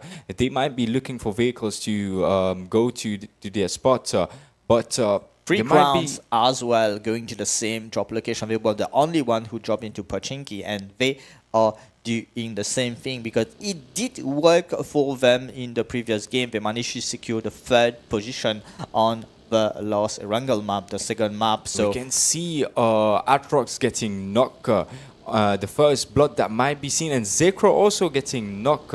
It's a scene we can see onto 𝗦𝗧𝗔𝗍𝗏 you're fighting, and 𝗦𝗘𝗠𝗔𝗍𝗏 also very low on HP, and even Spin. They're trying to get the jump shot connected. Only 1 bullet. Either they're gonna fall down. Is it gonna be 𝗦𝗧𝗔𝗏 or is it gonna be 𝗦𝗧𝗔𝗏? 2 players already knocked out. Thankfully, 𝗦𝗘𝗠𝗏 managed to get this knockout, but his player, he came close very quick. What a shotgun use, and that 𝗦𝗘𝗠𝗏 got knocked out, and only 1 player remaining for 𝗦𝗧𝗔𝗏. I think he might be going to get some loot because he's only a solo, and it's a very disaster for 𝗦𝗧𝗔𝗏 onto the 3rd game of tonight. Obviously, it's not the most sport that we are seeing onto the PMAC, the PUBG Mobile Aim Africa is not doing well for them. Only 1 player remaining, but why so serious with the backup? Hopefully manage to secure a lot of early points, 3 elimination points for them so far, and they had lost only 1 player. So this 3rd game of Erangel is quite different from what we saw earlier, like these early fights starting all the way from the first stage. So will we see 10-11 continuing to apply even more pressure, or even the final boss? Because it must be the plane path too. That's why a lot of team is getting into fights, because they were trying to move into different direction. I think 𝗦𝗧𝗏𝗏 was not trying to go to 𝗦𝗧𝗏𝗏 as 10-11 is holding strongly 𝗦𝗧𝗏𝗏. They were trying to get vehicles to move to Primus, which was pretty far from the plane path where they actually drop. So they dropped from a team called 𝗦𝗧𝗔𝗏𝗏, lost 3 players. Only 𝗦𝗘𝗏𝗏 actually surviving solo, playing it. And we will be seeing maybe different fight also coming from 𝗦𝗘𝗡𝗏𝗏, from the team of V3 and RRH eSports, because they were the team that were fighting onto the first blood in the previous match of Erangel. It might be the case into this match too. We won't know. We can see them on the screen. We see RRH also nearby. There might still be a fight, and might be RRH is holding and waiting for them to actually make a movement to go and get the vehicle, or 𝗦𝗧𝗔𝗚𝗘 doesn't have the information that they are still holding the 𝗦𝗘𝗠 power. So either 𝗦𝗧𝗔𝗚𝗘 are going to make the rotation to get in the zone because it's not far away. It's only 10 meters to be able to get to the zone. And V3 also, if they don't have any vehicle, it's going to be a pretty difficult task for them to get a move on. Yeah, I want to see more from our age. We saw earlier they are third into this overall ranking. So a Madagascar team, I said earlier, I wanted more from Madagascar tonight, and we are getting it. So they need to do something out of this game. The first game they weren't that lucky into that Sanhok game, but the second game they managed to secure the second position with at least 10 elimination points. So that's a lot of points for them. They need to keep up this consistency. They need to keep up the fight. So far we haven't seen any pressure from the remaining team, but on the ranking to the right we can see that the points are quite close. I'm talking about the third to at least the ninth, to the 10 position. Like they are very close. So yes. I believe it's gonna be close for this top 4 all tonight. And we're still on the third game. The Erangel map gonna be very interesting. Like, are we gonna see same team getting the same chicken dinner? Like as a reminder, the first team getting the first chicken dinner of tonight was the final boss on the Sanhok game, and the second game was for 10-11. How's gonna be this third game? Yes, it might. 10-11 also has been putting the work for them to get this chicken dinner. They are looting peacefully in 𝗦𝗧𝗏, not actually getting engaged with the fight, and 𝗦𝗧𝗔𝗚𝗘 still looking. He might see the opening when he was trying to get the buggy. Is he going to get the knock? And yes, he did get the knock. 𝗬𝗬 getting one set down. He's going to send this information to his teammate, trying to finish the kill. But his Alpha is going to get the revive thrown. Smoke must be thrown for him to be able to get the revive. But 𝗬𝗬 is getting pressure from the V3 squad. Look at 𝗦𝗘𝗠𝗏 all the way flanking to the right, and yes, he did got the confirmation and even knock more. That's what we want to see from this Madagascar team, putting the pressure, putting the rotation, like getting into this fight, and they are not giving any time for V3 to get the revive. They are straightly pushing in the 𝗦𝗧𝗔𝗚𝗘, going in forward with the DBS, but the information is not really here. They are not sure where are the remaining team from the V3. Are they around? We have one of the player which is still in the next compound, probably giving a revive, and indeed he already the V3 team already fall back. What a nice start for RRG, already securing 3 elimination points for them, and they are chasing for more. They are looking for that one player from V3, that last player from V3 where he went, because they know they need that points. They have the upper hand. They are a full squad, so why not seizing the occasion? Like I mentioned earlier, elimination points will be very important for them to stay into that top 4, and they are indeed working towards it. And the first match of Erangel, we saw 16 team holding strongly, but now one team has already been sent back to the lobby. It's 𝗦𝗘𝗘𝗏𝗏 eSports, and also 𝗦𝗧𝗔𝗚𝗘 holding one player, 𝗦𝗘𝗠𝗏, and 𝗦𝗧𝗏𝗏, they are looting near to military, waiting for the opportunity to cross the bridge, because there might be another team know that rotation and actually camp on the bridge to be able to get the kill easily. But unfortunately, 𝗦𝗏𝗏 playing solo on this map, is he gonna get the point needed for 𝗦𝗧𝗏𝗏 to get into the top 4? Because there's only one match left now, we can say, because this match has already begun. And 𝗦𝗧𝗔𝗚𝗘 is trying to get the player for V3. V3 is actually onto a spot. I don't think that 𝗦𝗧𝗔𝗚𝗘 might see him, or they're trying to get the kill needed to be able to get the 4th kill in total, but I don't think that they might see him. Will they commit to go in to send one of the player to the lower ground to do the full search, like the full cleanup? They do think that he can be still around, maybe off screen. He did pay them. He did reveal his location. That's why they are putting more efforts into the search. They are quite looking in the right direction, but will they commit to the lower ground, knowing that we will definitely need to move into the safe zone in a few moments? But we see Pubg going down, looking for the kills, and it's a confirmed elimination. V3 is going to be the second team to get sent back to the lobby, unfortunately. So it's doing good for RRH, but they do need to get back into the zone. The zone has closed, and a map will be shown very good. I believe that zone is closing the middle of this Erangel map, and Sanhok, Pochinki, and 𝗦𝗧𝗔𝗚𝗦, which is empty right now. But all these players will start converging into that middle of the zone, and I believe throughout all these roads there are going to be a lot of team during rotation, like banging into each other. Yes, we might see a fight against Final Boss and Sparta onto close to shooting range. Again, in the previous game, they did try to fight in 𝗦𝗧𝗛𝗧, but this time it's next to the shooting range. And we already see the Final Boss, Pyro. He did spot one of the players, Prona, from Sparta, and did get a few shots, getting 1 HP.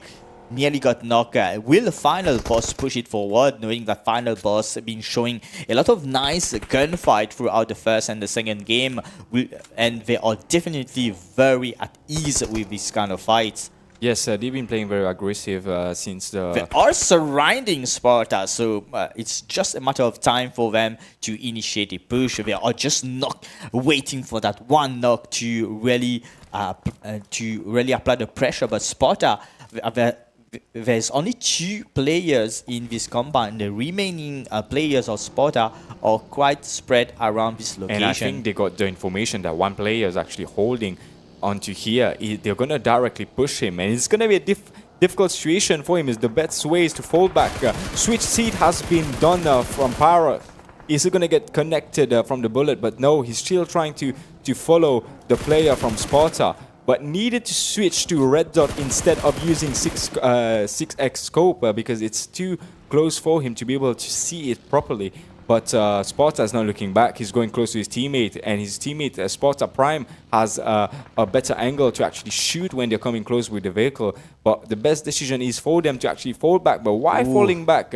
They lost one player. Might get the revive from Pyros. Actually need to throw the smoke for them to not able to finish this player. Sparta need to think about it. Will they push forward? Will they seize the occasion to continue to fall back? Because they are starting to get together, but they are still spread around the Final Boss. And I believe this time the Final Boss is getting a taste of their own medicines. Right now they are way too spread, and one by one of the Final Boss, and they get sent back to the lobby by let's say a well-baited ambush by Sparta, which can be very happy about it. And it was well done because 2 players were holding the compound and 2 players was playing off angle, was trying to get the angle onto the Final Boss. And both of the players, the location was already spotted, and as Final Boss already knows the 2 players where they were at. But thankfully, Sparta, the 2 players holding the compound, actually came very quick with the teammates to take the fight together. They were very lucky about it to have one of the player of the Final Boss which was trying to shoot out at the buggy with 6x, because if they had lost that one player, it's definitely the Final Boss would be having that advantage into the fight. But when I agree, when they started to coming together, they managed to defend their position and wiping the full team of the Final Boss. And I wasn't expecting that so far for Spartan, but luckily they are still a full team, so still fighting for a place for these finals. Because Neon Rising is holding on top 5. They will try to get into top 4, and now when they know that Final Boss was top 2 onto the leaderboard and they had been sent back to lobby, is the opportunity to be able to get more points and actually getting into the top 4, because Final Boss, they already know that they won't have any points onto this match. except when the last match of Miramar is going to play. And now we can see a fight between 𝗦𝗚𝗡𝗏 and 𝗦𝗦𝗡𝗏𝗏𝗏, which 𝗦𝗦𝗡𝗏𝗏𝗏 has a better positioning. I think they looted 𝗦𝗘𝗠𝗏𝗏𝗏, which 𝗦𝗚𝗡𝗏 are with 2 players. But with those 2 players, we saw an action onto Sanhok that one player on 𝗦𝗚𝗡𝗏 totally crushed 𝗦𝗧𝗔𝗚𝗏, a perfect encounter when 𝗦𝗧𝗔𝗚𝗏 were trying to push, but it did not. It was not an easy fight. Even that guy was a solo, and 𝗦𝗧𝗔𝗚𝗏 was pushing with 4 players. 𝗦𝗚𝗡𝗏 definitely a team not to underestimate for sure. But like you mentioned, they are doing a split rotation like as a duo. And they are taking the risks. They know they need to look for these spawns. They need to look for these fights. And they need to take it very safely. Like, it's the 3rd game. There's no place for any mistake. I hope we see the zone where it shifted onto this map, because we can see another hard shift, definitely another hard shift, and it is on a hard shift. The Pubg has been favored onto the middle of the zone, and 𝗏𝗏 was looting. They are repositioning themselves onto Pubg, where 𝗦𝗚𝗏𝗏𝗏 are also coming close to Pubg, trying to take some compound, some advantage into the early stages before more the team's gonna get rotated. And we see Neon also sitting perfectly in nice zone, and 𝗦𝗏𝗏𝗏𝗏s also onto some compound, and 𝗦𝗚𝗡𝗏 some split they're doing, and spots are coming from behind, and actually don't know if they're gonna get information that the 𝗦𝗚𝗡𝗏 are split in runes. Let's see how it's gonna go. But 𝗏𝗏𝗏𝗏𝗏 coming decided to not to. I believe 𝗏𝗏𝗏𝗏𝗏 won't be holding Pubg for that long. They have decided to go forward, but the team VE are going towards 𝗦𝗚𝗏𝗏𝗏. So maybe 𝗦𝗚𝗏𝗏 they need to get the numbers, because there's only 2 players of 𝗦𝗚𝗏𝗏 here.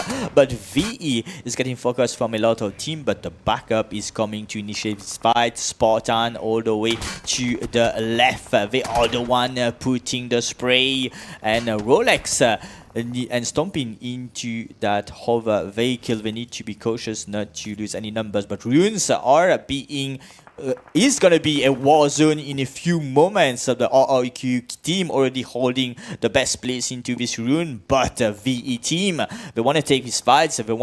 They want these points. They know they are lacking behind, but there's a lot of team around as well, so the rotation will be very crucial for all these teams. And even VE did not know where they would be actually going, as when they were trying to rotate onto the zone, there was many teams onto the surrounding 𝗦𝗚𝗏𝗏𝗏, and they're getting ping-pong pressure from 𝗏𝗏𝗏𝗏𝗏s. Even Sparta joined the party, but they know there might be actually a player. They are looking for this player. Are they going to find him, or VE is gonna get one knockout and no, they've 𝗦𝗚𝗏𝗏𝗏 find the player on VE. So it was pretty unfortunate for this team, because they got separated onto the way while they were rotating. Mini gunshot was onto the way. Spartan joining the show as well, but they got Prime, which got knocked out 𝗦𝗚𝗏𝗏𝗏𝗏.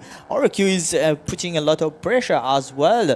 The team from Mauritania, like defending their position very, very well into this rune. They look split. We can see on the screen only 2 of the player, but Spartan working on a revive right now, so kill not confirmed so far. 𝗦𝗏𝗏𝗏𝗏, they have only 1 elimination point so far. They've been getting the knock, but not managing to secure the elimination point so far. They are indeed controlling runes. We saw earlier, like even VE was around. There was 1 player of VE in rune, but was unfortunately sent back to the lobby. But 𝗦𝗚𝗏𝗏𝗏𝗏, will they push toward Spartan, knowing that Spartan has a better positioning to hold any aggressive push on them? I don't think they will push right now. They're just waiting for the zone. It's closing in 2 seconds, and if we can get wow, and I think he got rotated from 𝗦𝗚𝗏𝗏𝗏𝗏, that he got a better angle, and Prime, he saw Mori the last time was the hard DC, but this time we can see Mori in action, putting the pressure, surrounding a little bit Sparta, which need to think what they are gonna do, what cards they are surely gonna play. We see Prime trying to hold, but he gets knocked again by Mori. Mori is the one putting the pressure in RRQ right now. Even if RRQ are split, they are definitely putting a lot of pressure on the Spartan team. Baron trying to hold that push. I don't think Spartan has a lot of grounds to fall back because there's also Neon at the back. But what a nade from Foden, putting a knock on Baron this time. One remaining player from Spartan already left the fight. He knew that he would not be able to actually take this fight because RRQ also was not in the zone. When the zone closed, it shifted into the favor of Sparta, and Sparta already had one player knocked out, and when they were trying to get a revive, they got a second knock, which was the perfect time for RRQ to push because it's inside the zone that they need this position to actually play. But RRQ, they are still playing a split. They are playing very. Mori's back. When Mori's back, they are confident to do to try their strategy. Maybe this was already a calculated strategy, like playing as a push. We saw a few teams doing that. We saw even in different groups, teams confident to do this kind of strategy, like playing as a duo push, duo split. And it's working for RQ. We are definitely seeing a different gameplay from them when, of course, Mori hasn't DC'd from the game. And now 10-11 need to rotate to the zone where Rage are in front of them, also doing a split when players outside of the zone holding the compound. And there's going to be a fight from Afro eSports and 𝗦𝗧𝗔𝗚𝗘, which 𝗦𝗧𝗔𝗚𝗘 are not in the zone. I think they might be a little bit in the zone, but it's not going to be a good favor for them, for 4 players holding a very small position. And Sparta is putting some bullet onto INS, which one player, there's only 2 players remaining from this team, and 2 players got sent back to the lobby. We can see a fight on the screen, that 10-11 versus Free Crown, and we're missing the fight. Now we can see Owner getting burned down from the molly send, and he got knocked out from the molly. And 10-11 also know that they're going to put the pressure onto the squad, and even Rage are hearing the gunshot. They're going to come close to this fight, and 10-11 is not wasting any time. This is gonna be big. 10-11 putting the pressure. Free Crowns, only 2 players standing right now, but the positioning is quite interesting for Free Crown. They are trying to hold that squad house. 1 player which is outside, but 10-11 swarming the zone, claiming that squad house, looking for that 1 player. But 𝗦𝗧𝗔𝗘𝗏 is holding all the way to the left, but Neon rising from the other side, fighting Helix and get sent back to the lobby. Let's go back to that 10-11 fight, please, because I believe it's going to be a fight, very interesting fight from the Chicken Dinner team, but won the loss. Erangel, Map, and Free Crown still standing, and now as a trio. Yes, and Free Crown actually they managed to fall back. They managed to fall back because into the warehouse. Onto the left, there's Neon, there's Rage are also hearing the gunshot, and they're just waiting for the opportunity to actually third party this fight, because we can see onto the small map that they are surrounding the teams from 10-11 and even Free Crown, but the zone is going to close in 30 seconds. That they need to get inside the zone. VE still with 2 players, and RRQ still doing the split to be able to get more information onto the surrounding of runes. And we just saw that 𝗦𝗧𝗏𝗏𝗏𝗏 is into the zone, and Kelvin is actually solo player already in the zone and holding a position for now. For now, yes, for sure there's gonna be a lot of teams surrounding him in like very soon. But there's a lot of team at the southern part outside of the play zone right now, but needs to converge into this zone. If 5th zone is definitely a different game that we are seeing for this 3rd game. 11 team remaining, and a lot of teams which already have lost 1 or 2 players. We see teams playing as a duo and a lot playing as a trio as well, and a solo player from 𝗦𝗧𝗔𝗚𝗏. Will he be able to stay safe into that zone? We are gonna see, but like I was mentioning, a lot of team outside of the zone. He's very low in HP. Getting gatekeep. He tried to commit to get into the zone, passing next to 𝗦𝗦𝗡𝗏. Will 𝗦𝗦𝗡𝗏 be able to knock that one player? And even 𝗚𝗏𝗔𝗡𝗗 getting into this fight. There's a lot of potential points for them. 𝗚𝗏𝗔𝗡𝗗 already with 9 elimination points after esports sent back to the lobby. Even INS already sent back to the lobby. 2 players remaining into the 𝗚𝗏𝗔𝗡𝗗 team, but they are getting surrounded by a lot of team behind and even in front of them. No team are into the play zone. No one wanna get into that open field, which definitely looks like a high ground for them to get way too much exposed. And only Nightwalkers are into the compound, but I can't see them onto the minimap. They're still holding the compound. And also 𝗦𝗘𝗏𝗏 is trying to get into the zone, and 𝗏𝗏𝗏 is holding strong with 5 elimination points for his team. I wonder what happened to 10-11 as well. They had been sent back to the lobby, I believe, from 𝗦𝗏𝗏𝗏, because 𝗦𝗏𝗏𝗏 managed to get a few elimination points as well for them. So a lot of team, not a full team. Only 𝗚𝗏𝗏𝗏 and 𝗦𝗘𝗠𝗜, which are a full team right now. And Neon had been holding this compound since a lot of zones, since I think stage 3 and stage 6.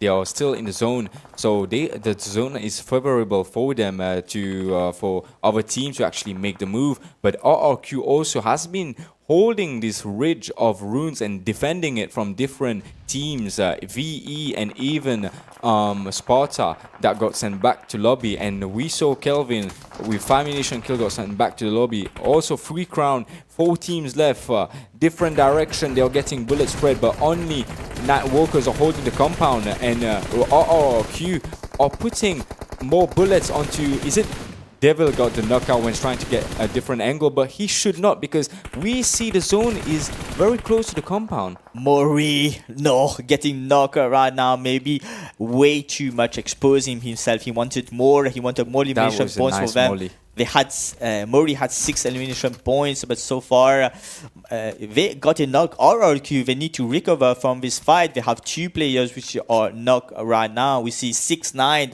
the one who clutch on the Sanhok map very well, but 𝗚𝗏𝗏𝗏𝗏 in a nice position to put in even more pressure on Nightwalkers, who are struggling right now to get into the zone. But the flank from one of the players from 𝗚𝗏𝗏𝗏𝗏 are going to be the one to put the pressure. Will they commit too much into the fight? They already committed into the revive, so it's a full team of 𝗚𝗏𝗏𝗏𝗏 that we're gonna see fighting this trio team of Neon_Walker. Yes, and we can see that Nightwalkers lost 1 player, but 𝗚𝗏𝗏𝗏𝗏 is trying to get different angles onto the squad, because Jojo is throwing nades onto Silda, and is he going to get connected to this nade? I think it is going to get connected, but it's getting pushed. And what an AKM user from Jojo. 2 players remaining from 𝗚𝗏𝗏𝗏𝗏, and Evils push the last player. There's only 1 player left from 𝗚𝗏𝗏𝗏𝗏, 2 players left from Nightwalkers. It might be difficult. 2 players was left. Sorry, miscommunication. I thought there was only 1 player left from 𝗚𝗏𝗏𝗏𝗏. A nice chicken dinner came from 𝗚𝗏𝗏𝗏𝗏, but also it was a decent play from Nightwalkers. They had the opportunity of the zone, but 𝗚𝗏𝗏𝗏𝗏 has been playing with a split early on, even when taking a fight with Sparta and even VE. They were securing the runes place, and even the lost zone. They already had every information they needed, because on the team that came from the back was only Sparta. When they killed Sparta, they knew that no team was going to get behind them, so they could actually just focus onto the front.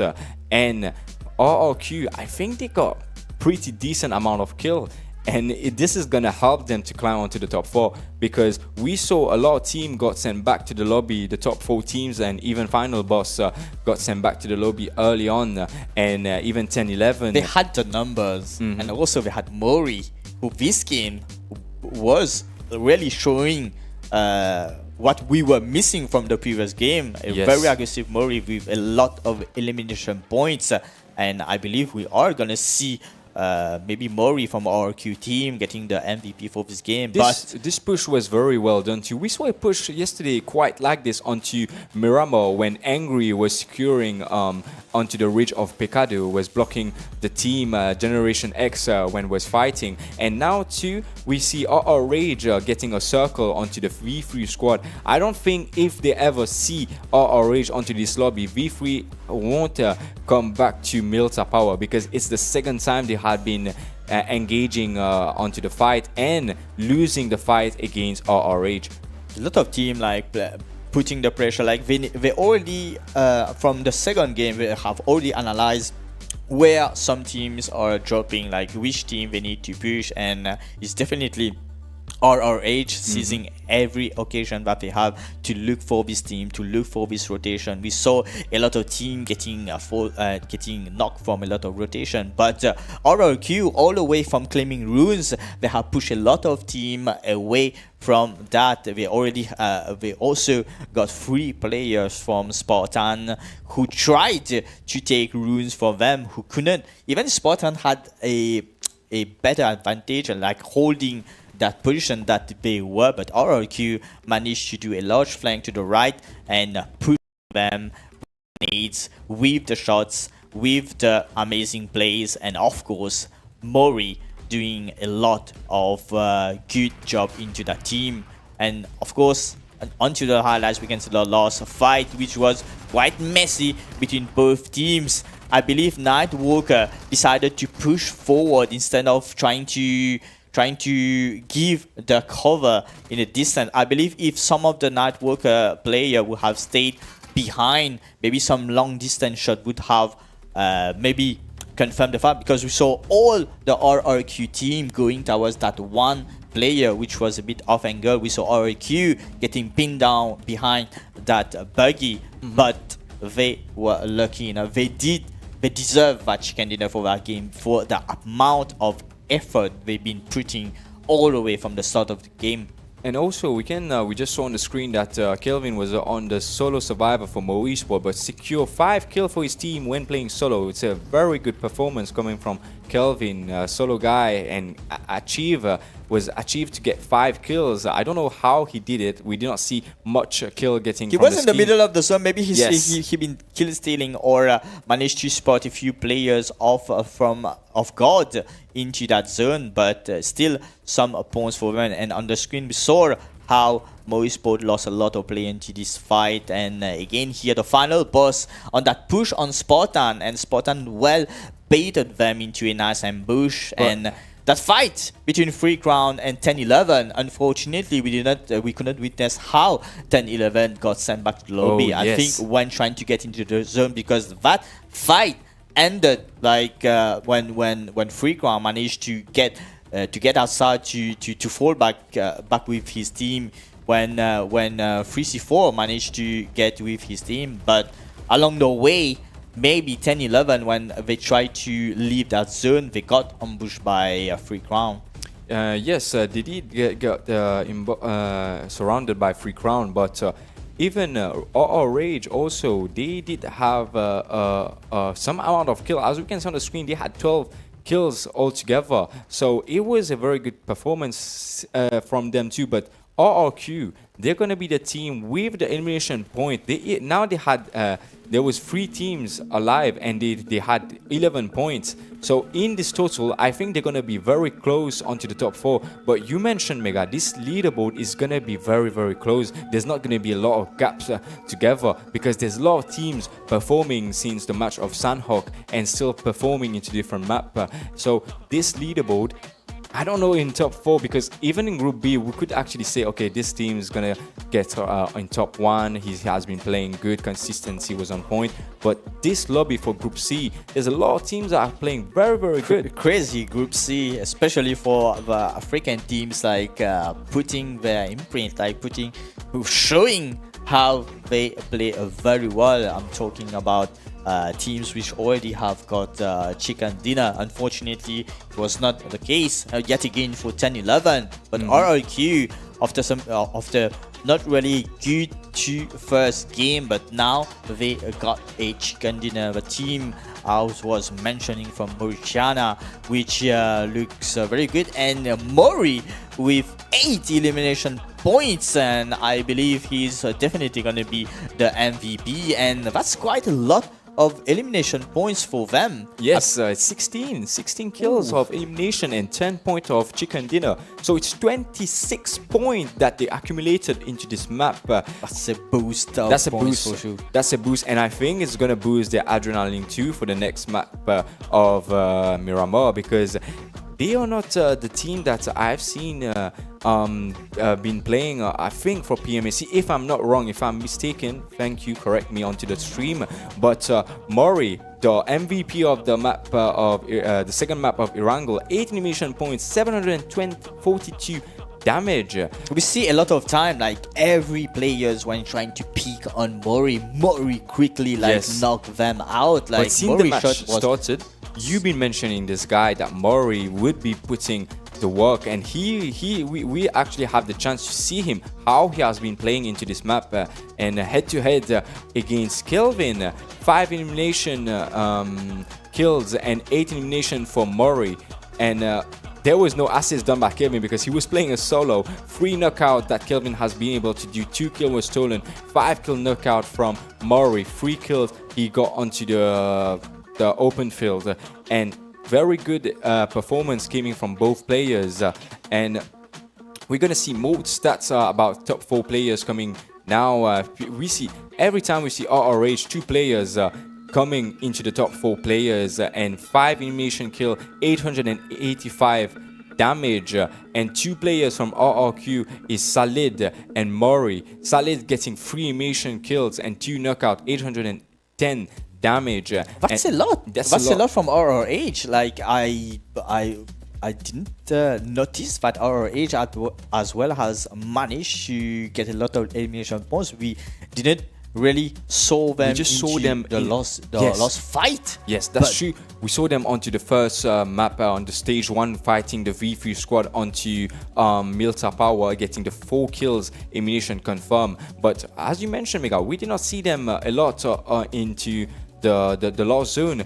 But this map of Erangel, there was more damage done on onto this map, and there's least throwable that was used onto this scene, but more airdrop has been looted, 4 airdrop, and the longest kill also it was done onto the second the first match of Erangel. It was above 350, and now it's only 228. So a lot of teams that been fighting together, 53 knockout, 55 eliminate, and 6 players has been eliminated outside the zone. So it's been a bit unfortunate for a lot of teams that got eliminated outside the zone, because this zone was more favorable into Pochinki, into the middle of the map of Erangel, and a lot of teams where they actually drop near 𝗦𝗧𝗛𝗘𝗗𝗏, even Geogopol had more opportunity to move to the zone. Here are the points: 16 elimination points for RRQ. So Rack Rigum Quick with a total of 26 points.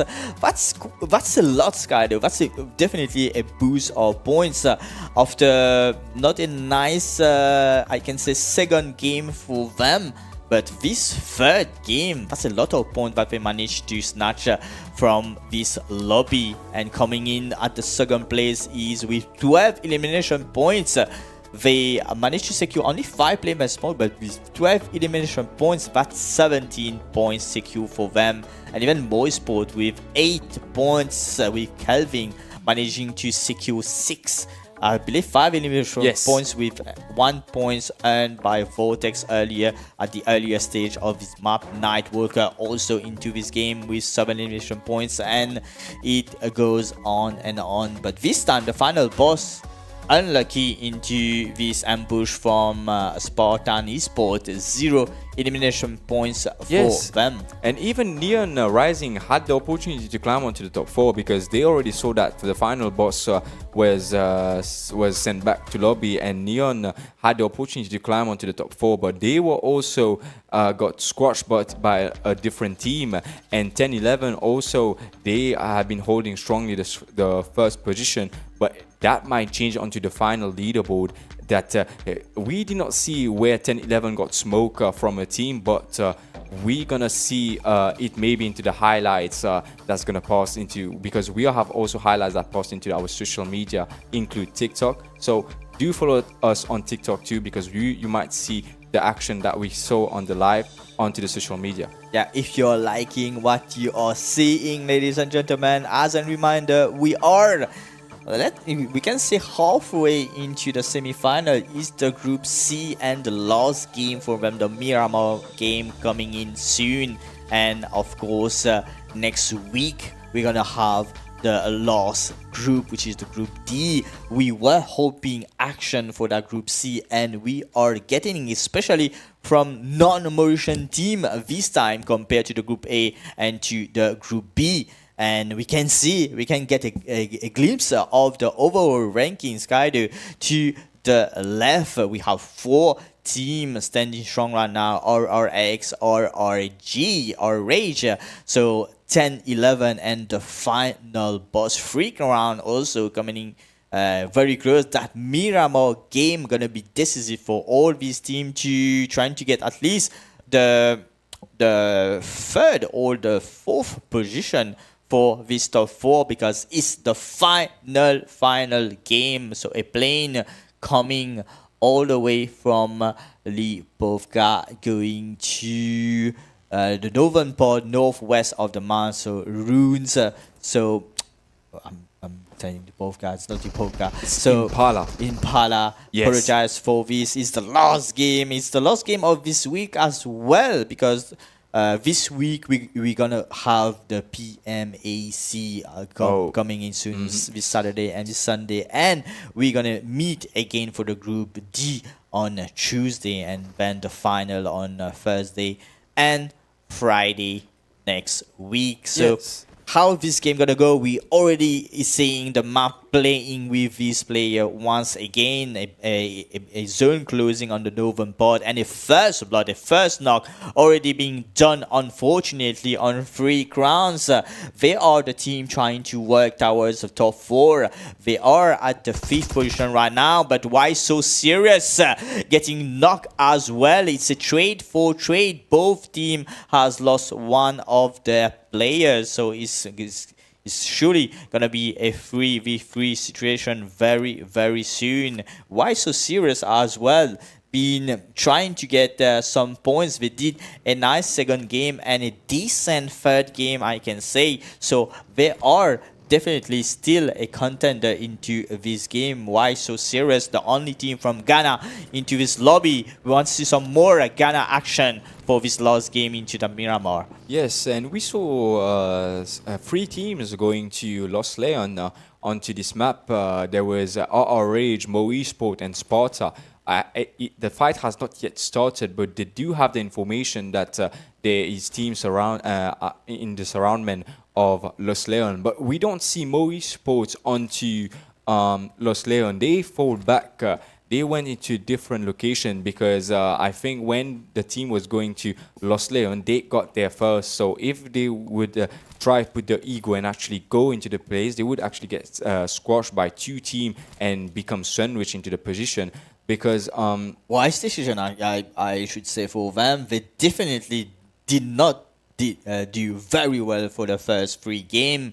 If I want to get into that top 4, it's definitely a chicken dinner with more than 50 kills, I guess, for them. They need to make more than 15 kills and chicken dinner to be able to get the top 4, because maybe they are playing any card that they can play for this game, changing the drop location, looking for this team, looking to engage in into early fight, but the fight is still continuing between Three Crowns and Why So Serious. They still be fighting between each other and trade on trade. Everyone, like both teams, been losing one of their players. Three Crowns having 2 remaining players, and as well so for Why So Serious.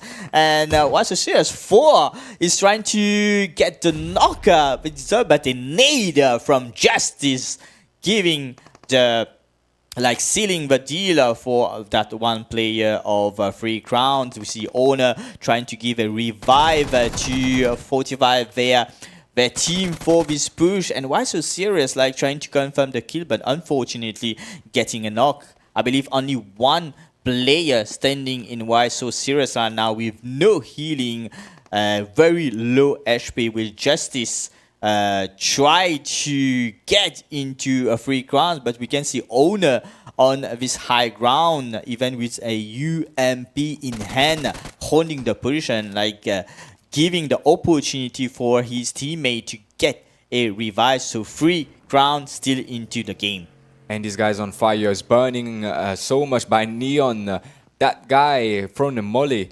And Alex lost one play. I don't think he's going to get the revive. And Neon is looking for the elimination kill because they also need to get in the top 4. And the one kill is already confirmed. But Neon, does he know that his teammate of 𝗦𝗧𝗔𝗚𝗏 is nearby of this location? And are they going to still fight? Or 𝗦𝗧𝗏𝗏 is going to send some fire shots for them to be able to take a fight, or just going to fall back to the zone?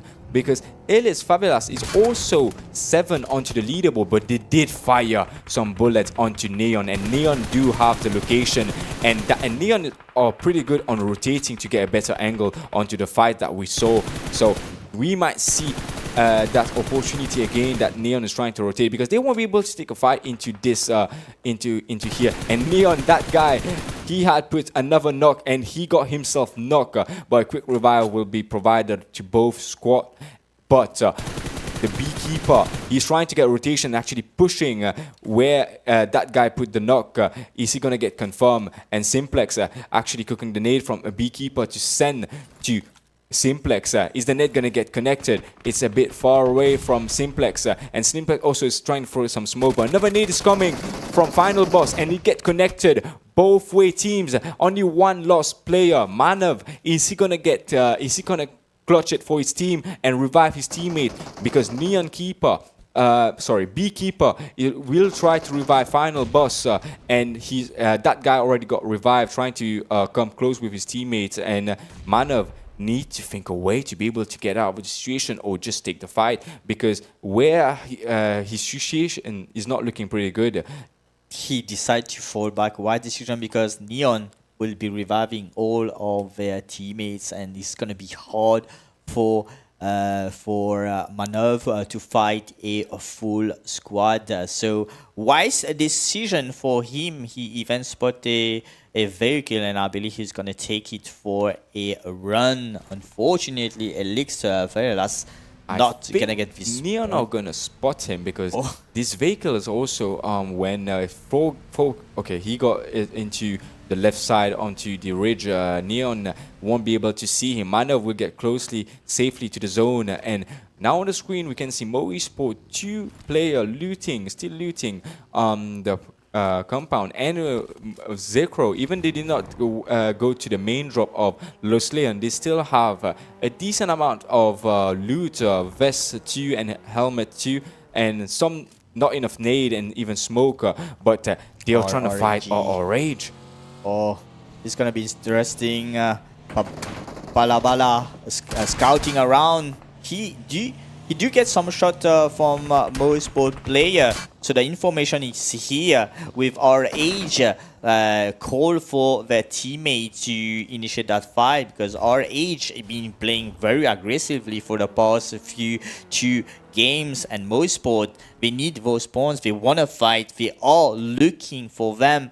They want to spot this early team during this rotation, because definitely it's going to get harder for them to get those elimination points if they consider to engage fight into later into the zone. So why not looking for early fights? But 𝗦𝗧𝗏𝗏𝗏𝗏 still lurking around, and all the way from here RRQ, we can see back onto the screen, spotting one of the player from VE, which is pinned down right now behind a rock, and 𝗦𝗔𝗘𝗗𝗏 trying to seal the deal, denying a way for that one player from VE to fall back in his buggy. But the backup is coming. You see Roar coming in with VE, but getting spotted by 𝗦𝗔𝗘𝗏, and 𝗦𝗔𝗘𝗏 trying to do a spray to knock Roar, which is half HP right now. So it's gonna be difficult for that one player from VE to fall back, but the attention is on Roar right now. Will that one player of VE fall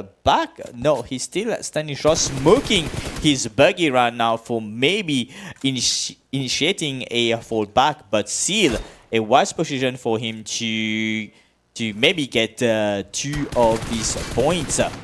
And yes, because RRQ, they took the highest mountain onto the zone, because if they get the zone closest to them, it's gonna be the most playable position onto the Miramar, because they already have 2 players already split up onto the ridge, as we can see onto the map, and other squad 2 is getting to the zone as Sparta and Vendetta eSports, even Elite eSports, the Lost Survivor, Manav and Neon coming from Ascenda. But we would be seeing maybe 𝗦𝗧𝗛𝗘𝗗𝗏 still fighting against 𝗦𝗧𝗔𝗚𝗏. Yeah, southern part, I was just about to say that, like, lot of concentration of team on the southern part, and 𝗦𝗧𝗛𝗏𝗏 do spot one few player from our age, and we do get a knock on 𝗦𝗧𝗔𝗚𝗏, but the backup is here. We need to be cautious because our age are indeed in enraging mode. We see Melio, maybe a one guy not too big, but Kelvin putting the pressure, forcing RH to fall back into this situation, because RH wanted to give a revive to 𝗦𝗧𝗔𝗚𝗏, but 𝗦𝗧𝗛𝗏𝗏 denied that. Will 𝗦𝗧𝗛𝗏𝗏 push for this kill? We do spot RH falling back, but Vortex decided to secure compound instead, because they know we need the zone as well. Atrox try to get a spray on the fallback of RH. We do spot one of the remaining player of RH trying to fall back. Will Atrox get a knock on this one? He's not gonna attempt it, but he does try to attempt it, but luckily RH managed to fall back from the claws of 𝗦𝗧𝗛𝗏𝗏. 𝗦𝗧𝗛𝗏𝗏, they are trying to put the pressure, they are looking for the teams, they are looking for the fight, but it's not enough. Only 1 elimination points they managed to get from the RH team. Yes, because they need those points to be able to get into the top 4, as all this, I must say 6, the top 7 or even 10 teams are very close to get to the top 4. Even one chicken dinner can change this to be able to get to the top 4. So 𝗦𝗧𝗛𝗏𝗏 also need to get the point, but they're not trying to play very aggressive. They're not trying to lose any player to not get into a fight, because if they lost a player, that break the momentum of the team to perform better. Because we see 10-11 also doing a rotation from a team that was holding onto the high ridge. I think they spotted this team and they are trying to do a split to be together. But I want to see the final boss. Just when I'm talking about the you final boss, they are into the fight, because the final boss is the only Mauritian team into the top 4 right now. So they need to try their best to stay into that top 4, or else we're going to see for the first time a lobby with full of African team. Yes, RH just passed by 10-11, and 10-11 also, they are in a split where RH doesn't have quite the information where are the team situated, because the surroundment of this location is more onto ridge. Wow. That shot was crazy from 10-11, and I believe a big fight is definitely going on between 10-11 and RH. This fight is over. I just want to see the fight 10-11 and RH again. But Neon, that guy is putting, he's the guy who's doing all the work on Neon, because he had, I think, 2 elimination points, and he is even getting 1 knock onto final boss. Now the fight switch again, 𝗦𝗏𝗏 and 𝗦𝗧𝗔𝗚𝗏, 2 knocks onto 𝗦𝗧𝗔𝗚𝗏, 𝗦𝗧𝗔𝗚 and the last survivor cooking an nade, and 𝗦𝗏𝗏 is staying there trying to get revived. Neo knows, and he's gonna throw this nade and he's gonna get knocked out. What a nade! 2 guys bounces from the wall to the car straight into Ace, and now our age can defend this ground. 𝗦𝗧𝗔𝗚𝗏 is the one man to be aware of. He's trying to stand for his team. He managed to get the first hit, but 𝗦𝗏𝗃 trying to go around. But it's 𝗦𝗧𝗏, my friend. You need to be cautious. Running around the compound, playing very well, even confirming 1 by 1 those kills. And it's a 1v1 situation. 𝗦𝗧𝗏 is putting the work here, nades in hand. It can be a surprise for 𝗦𝗏𝗏, but Begor managed to jump away from that nade, and 𝗦𝗏𝗏 falling back. But 𝗦𝗏𝗏 knows that he needs his teammates. If he definitely win these fights, we will need all of his teammates, that one teammate at least, to be able to continue into this lobby. He can sense it, he can feel it. He's spotted from the window, but 𝗦𝗏𝗏 is very low. He gets a knock. It's only 𝗦𝗏𝗏𝗏 who just got a revive to defend for his team. He's trying to spray, but he's very low. Will 𝗦𝗏𝗏𝗏 manage to close this game? And it's of course a nice clutch for 𝗦𝗏𝗏𝗏, staring into that fight. But 𝗦𝗏𝗏𝗏 from our age was crazy to see that. It was very great to see. And now we can see another fight. 𝗦𝗧𝗛𝗏𝗏 versus 𝗦𝗏𝗏𝗏. We can see 𝗦𝗧𝗛𝗏𝗏𝗏 already lost 2 players, Kelvin and 𝗦𝗧𝗏𝗏, and 𝗦𝗧𝗔𝗚𝗏, Aatrox and 𝗦𝗧𝗏 fighting a trio from 𝗦𝗏𝗏, and they're trying to get some nade thrown to them, but I don't think Aatrox, this nade might get connected onto 𝗦𝗏𝗏, but it passed close to him, a bit of damage but not connecting. And 𝗦𝗏𝗏 is throwing some bullets that's gonna get connected to Aatrox, and they are pushing. 𝗦𝗧𝗏 also got the knock. Aatrox, he was bare on HP.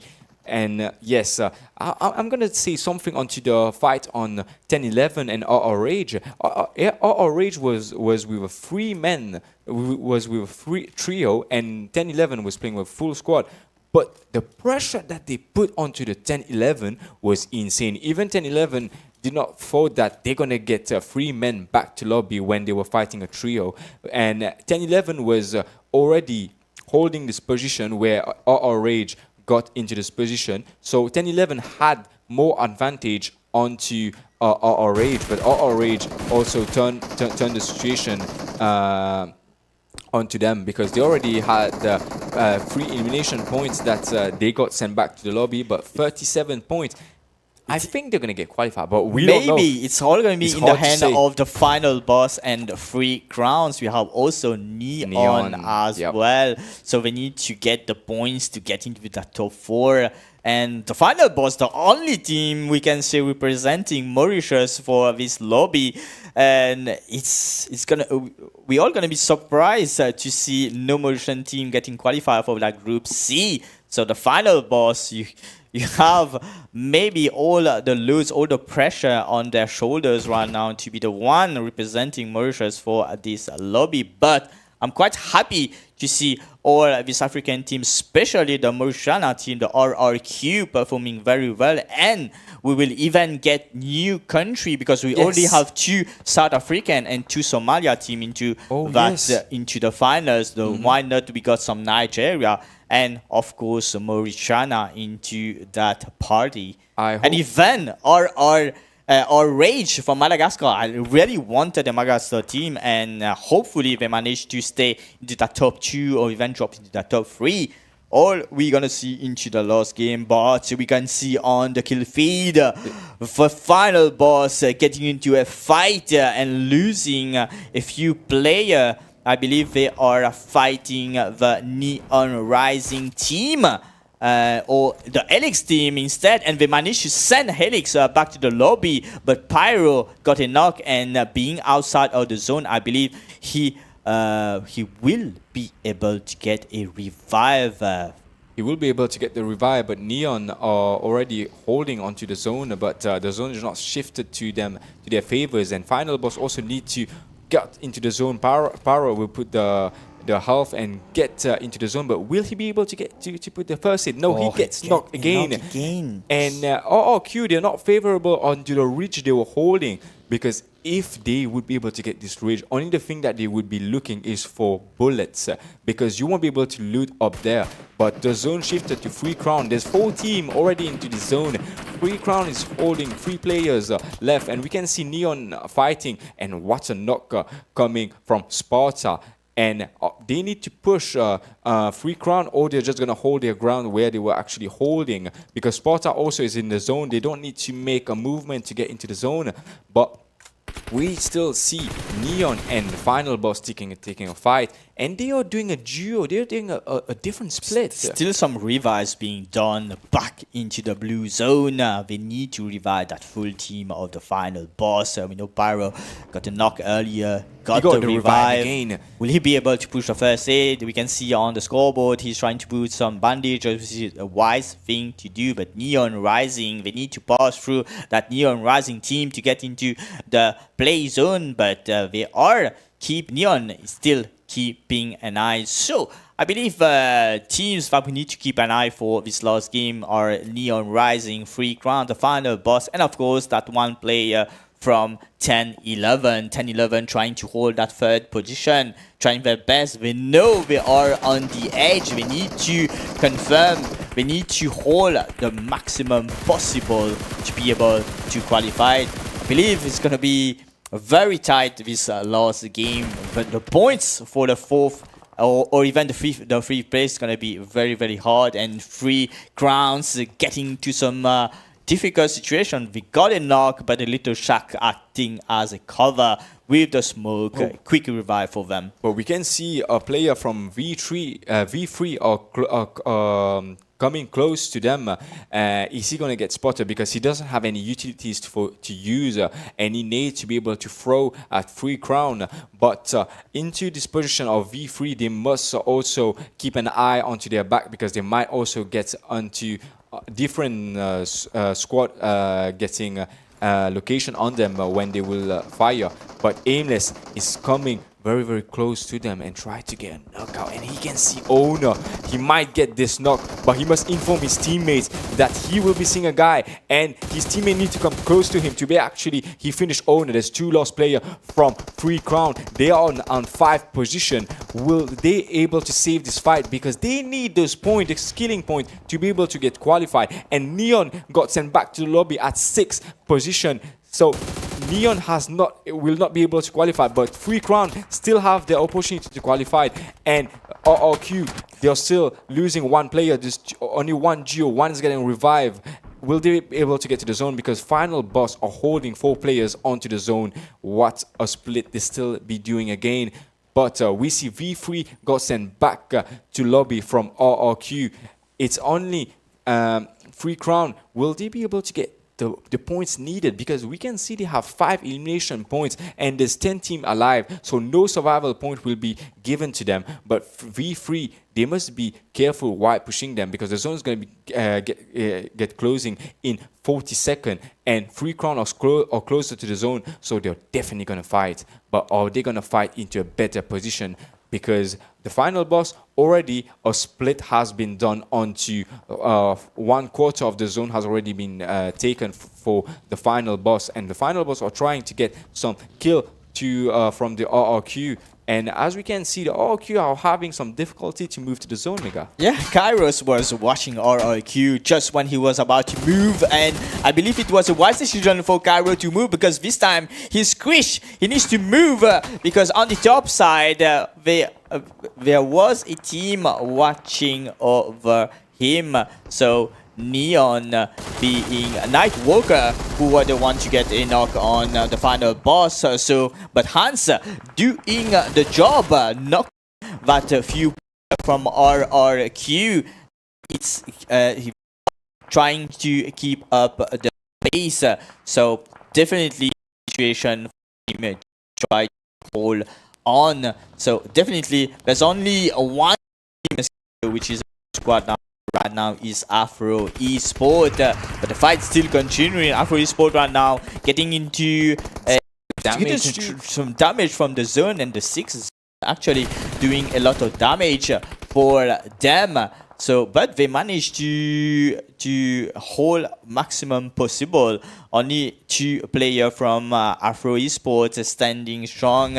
So, Jagu trying to hold the maximum possible. A revive was being done on one of the players, but 2 players remaining, Watt and Jagu. 10-11 in front of them putting the nades, and 10-11 is playing as a solo, and the Afro eSports is getting squashed by a different team from Mini-14 into Miramar, and we can see Sparta even holding with a duo and final boss in front of them that already lost 2 players. They were at the start of this stage 6, they were with 4 players standing. Now they're only with 2 players. The only teams that has more numbers of players is Nightwalkers with 3 players left, and Sparta still putting the pressure and will be able to get in front of the zone, but they're still trying to get the location of Nightwalkers because they were in the zone since a very long time. Now they need to push in to be able to get to the zone. So as I'm seeing onto the small map onto my right, on the top right,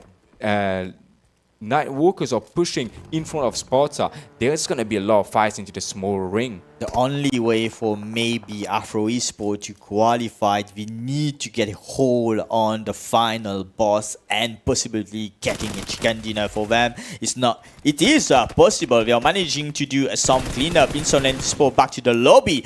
Afro eSports playing some aggressive plays, as we can see. The Nigeria team trying their best. They do spot the final boss team and maybe get a knock on RRQ as well. They send RRQ back to the lobby. I'm telling you, there is a chance for Afro eSports to qualify if they manage to send the final boss back to the lobby and to get a chicken dinner. They do have the numbers. They have 2 players, but there's also Nightwalker to consider forward because they are the only team with 3 players. Now Spartan getting some focus. They do get some knock on Afro eSports and even send them back to the lobby. So unfortunately, we won't see Afro eSports getting qualified. So this is playing between these 3 lost team. Nightwalker, final boss, and Spartan. And Nightwalker having the numbers for this game and having, we can say, a better position. The high ground can be very advantageous. If they can spot, Snow can spot these 2 players of the final boss, but the hesitation is here. He needs to think about if they need to focus Spartan or keeping an eye on the final boss, because Spartan closing in the distance towards Nightwalker. Spartan as well keeping an eye both on both team.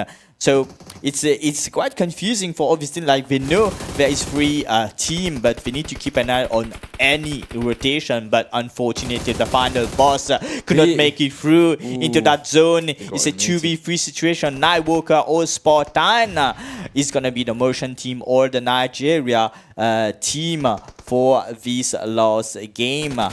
So no, it's 2 motion team actually. So let's see how it's gonna go. 1 knock already into the Spartan team, but Astor fighting forward, pushing, initiating against that push of the Nightwalker, and the nade maybe can do the drops. No, getting half HP. He needs to get the knock.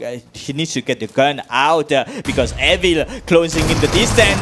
DPS, he managed to knock 1. He got it. What a clutch from Spartan.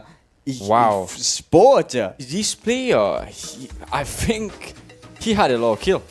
He had a lot of kill because he was the one that pushed the last 2 players of Afro eSports that got sent back to the lobby from the S12K, and even he defended the position of getting the chicken dinner for his squad. And is it going to be enough for them to get to the top 4? I hope so, and I hope it's gonna be enough points for the final boss as well, which I believe they didn't get that much of elimination points. I believe just around 3 elimination points, and they did manage to secure the 3rd position. But will it be enough for them to stay into the top 4?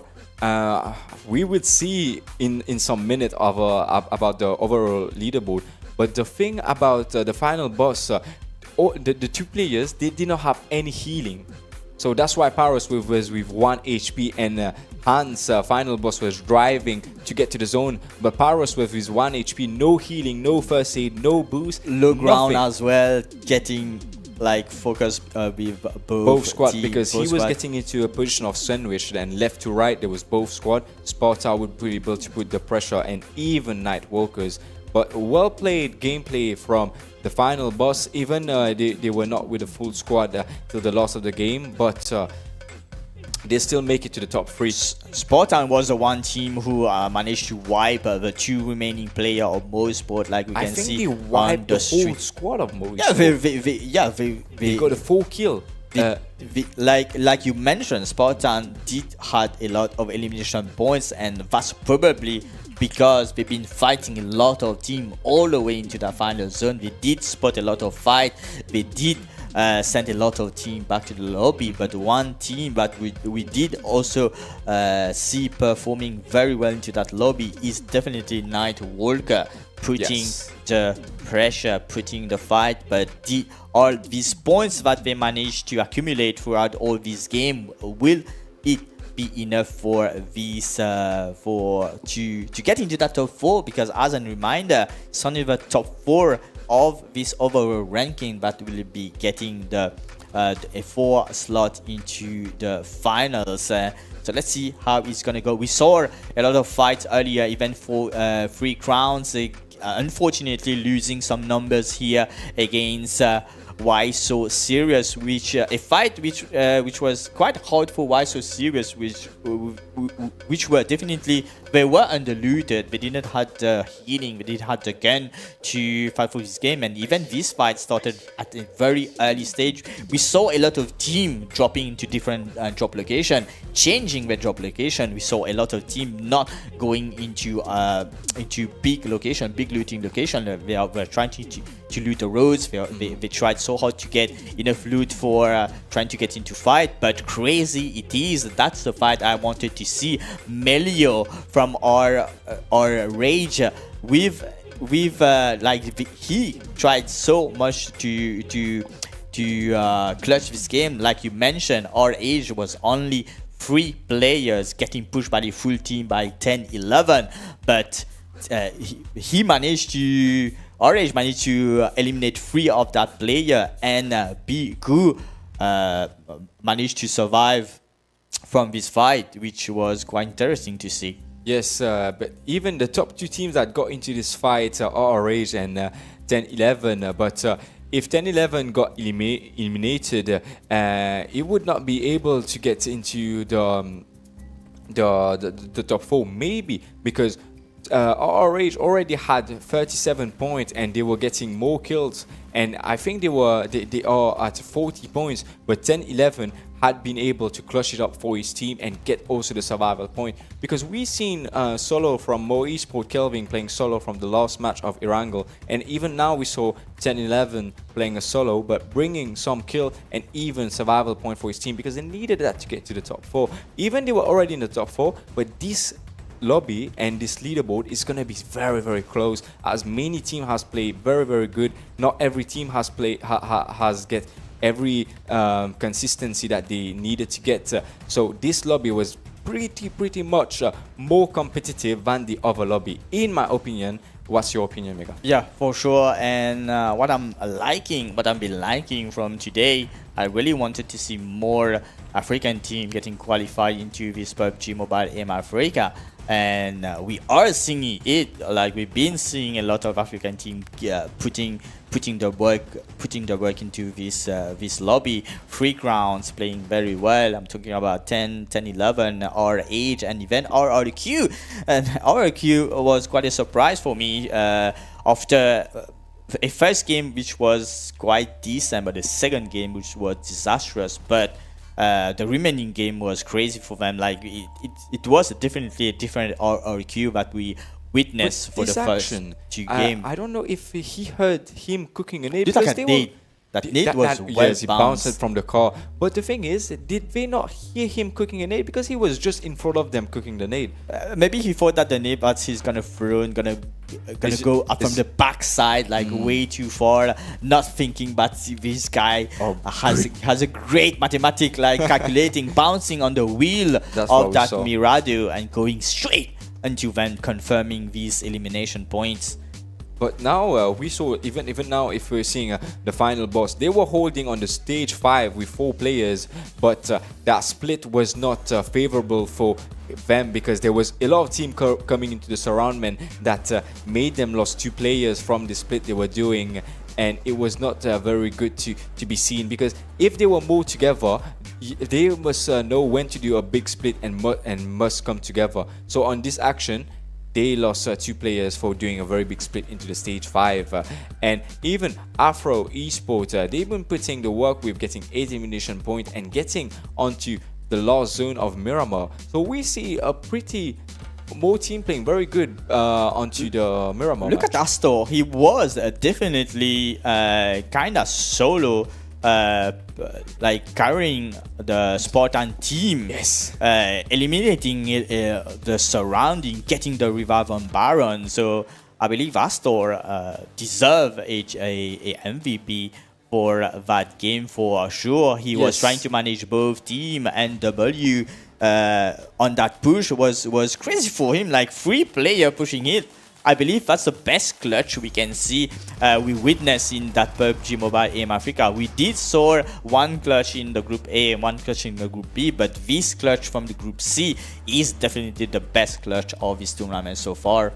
And the winner chicken dinner for Team Sparta. 13 kills, 1 kill from Baron and 12 kills from Astor. 12 kills from Astor. Wow. It's a very good play from Astor. He got 1,663 damage and he got 12 kills for his team, even the chicken dinner. So that get them very good positioning onto the leaderboard. That lead them to 23 points. But is it gonna be enough for them to get qualified on the top 4? Yes, because we saw that even Nightwalkers, they got two times they came second into the match of Erangel, even onto the match of Miramar. So they are playing consistently only on survival, not on killing. And wow, it's the stats for MVP. It's on point on the killing, on point on the damage. It's like fully submerged onto this scene of stats because that's the most kill that we saw onto Aim Africa, that a player is getting 12 kill into this lobby, because this lobby too, it was not very easy lobby, because this lobby was the hardest I've seen for the top for the 4 lobby that we have head to head. Afro eSports Wax against Sparta Astor. 12 kills for Astor, 3 kills. It's a difference of 9 kills together and a difference of more than 1,000 of damage compared to the head-to-head, and 8 knockouts and 2 knockouts. So it's a nice performance coming from Afro eSports, because we did not see them performing that much good. Top 4 players coming, Sparta, Astor, we already seen them, and we seen our Rage getting the top 4 players in a lot of match, but Melilio are still in the top 4 and with 3 kills, and 3 crown owner and Nightwalkers Jojo, they put the work. Nightwalkers, they've been playing very good, but only on survival point, only on holding. The elimination point was not able to get the longest kill. This is the most longest kill we have seen today, 390 meters of longest kill, and even the damage, I think it was 11,000 onto the last match of Erangel, but this match too, I think Miramar has the most damage in total, and more throwables. No, sorry, it was not more throwable. Having spent only 115 throwables has been used into this map, but something I like to mention: 61 players, 62 knockouts, but 52 elimination in total. So there was a lot of knockout that got revived and knockout again to be able to get revived, but a lot of players also got sent back to the lobby by the blue zone, and we will be seeing the overall leaderboard in a shortly, Mega. It's gonna be crazy. I believe with that play of Spartan, definitely it's gonna be very interesting. 23 points for Spartan eSports. They overextended very good. After the first game, that was definitely not for them. A second game as well. And third game, which was definitely like with literally only elimination points. But this fourth game for them, 13 elimination points, and you definitely 12 kills for one of them. And I believe that's the like you say, we didn't see any player did that much elimination point in that tournament yet. But this 13 point. Ladies and gentlemen, this is going to be some crazy points for them. 23 points in total for them. And at the second place, Afro eSports played very well as well. Yes. I needed to say that because Afro eSports all the way, we saw them did very well for the first game. They tried to, they managed to get the second place on the fourth, and they did very well on the first game of Sanhok. And on the last game of Miramar, they played very well as well. 8 elimination points for them for a total of 12 points. And Nightwalker, like we did, so a lot of team which was most probably at the lower part of the ranking played very well into that Miramar game, but that overall ranking for sure gonna be very interesting. Will we see teams that gonna go down? Will we see only African team? I'm hoping to see only African team into that top 4, because I did wear a African t-shirt coming all the way from Johannesburg. It was a gift from my sister. Wow. So I'm representing Africa today. So hopefully I wanted to see more African team. Like I mentioned you, there's already 2 South African team into that final, and 2 Somalia team, and this time definitely we are seeing that one Mauritania team, but I want even more. I want some Madagascar team to get into this. So the wait is over for sure. Overall ranking coming in hot, so we can see definitely the lower part of the overall ranking. So definitely a team that we can say we are quite surprised to see into that second page. 𝗦𝗧𝗔𝗚𝗘 with only 16 elimination points. Vendetta eSports, like they were not really present and into that game. Yes, and even Neon Rising. I'm a bit disappointed from these 2 teams, 𝗦𝗧𝗛𝗏 and Neon Rising. I was expecting a bit more because they have the experience to be able to play on this lobby, and I was expecting more from them. But maybe there was some other communication and other strategies that was not yet been done. But also and 2 teams from South Africa as well. If we compare the team from South Africa, which performed very well in the Group A and the Group B, I'm talking about Tampa, I'm talking about Angry X Smoke, but V3 Sport and Varg, the Dogs, they could not represent South Africa like their other teammates did. They managed to get the 13 and the 14 position with respectively 8 to 7 points. So who's gonna be the 4th qualified team on the screen? Rex, Requiem, Quicker, or Rage, Astronova, 10-11, Spartan eSports, and the final boss, and it was very close. They had the same total points, but it's the elimination points that gave Spartan the upper hand, kicking final boss from this top 4 with 20 elimination points from Spartan compared to the final boss with only 18. That last game from Spartan eSports sealed their deal, gave them that ticket to the final. Very well played for Spartan for his last game. Wow, I'm speechless because I was not expecting that the final boss not gonna get qualified, and Sport actually came on 4th position. The last match was that made them come onto the 4th position, but even with a Geo, they were holding strong. Astro made the work to get 12 elimination points. Definitely, they should be thanking him. You mentioned He's this, Mega. the man of the day for sure. Yes, He's most probably, I believe, I need to compare all the clutch for each group. I believe that was the best clutch, and definitely we can say it's the best clutch because it was a clutch that gave them a slot to the finals, definitely. And I'm very surprised to see the final boss not getting, like, they were into the top 4. We saw it many times. They played very well after a chicken dinner from the Sanhok game, but definitely it was not enough for the final boss. So a quick reminder for teams that got chicken dinner for today: the first game won, the Sanhok game won by the final boss, the second game from 10-11, the third game from RRQ. But the last game, I believe, is the game that everyone will want to watch again. It's the Spartan game on that Miramar, which was crazy.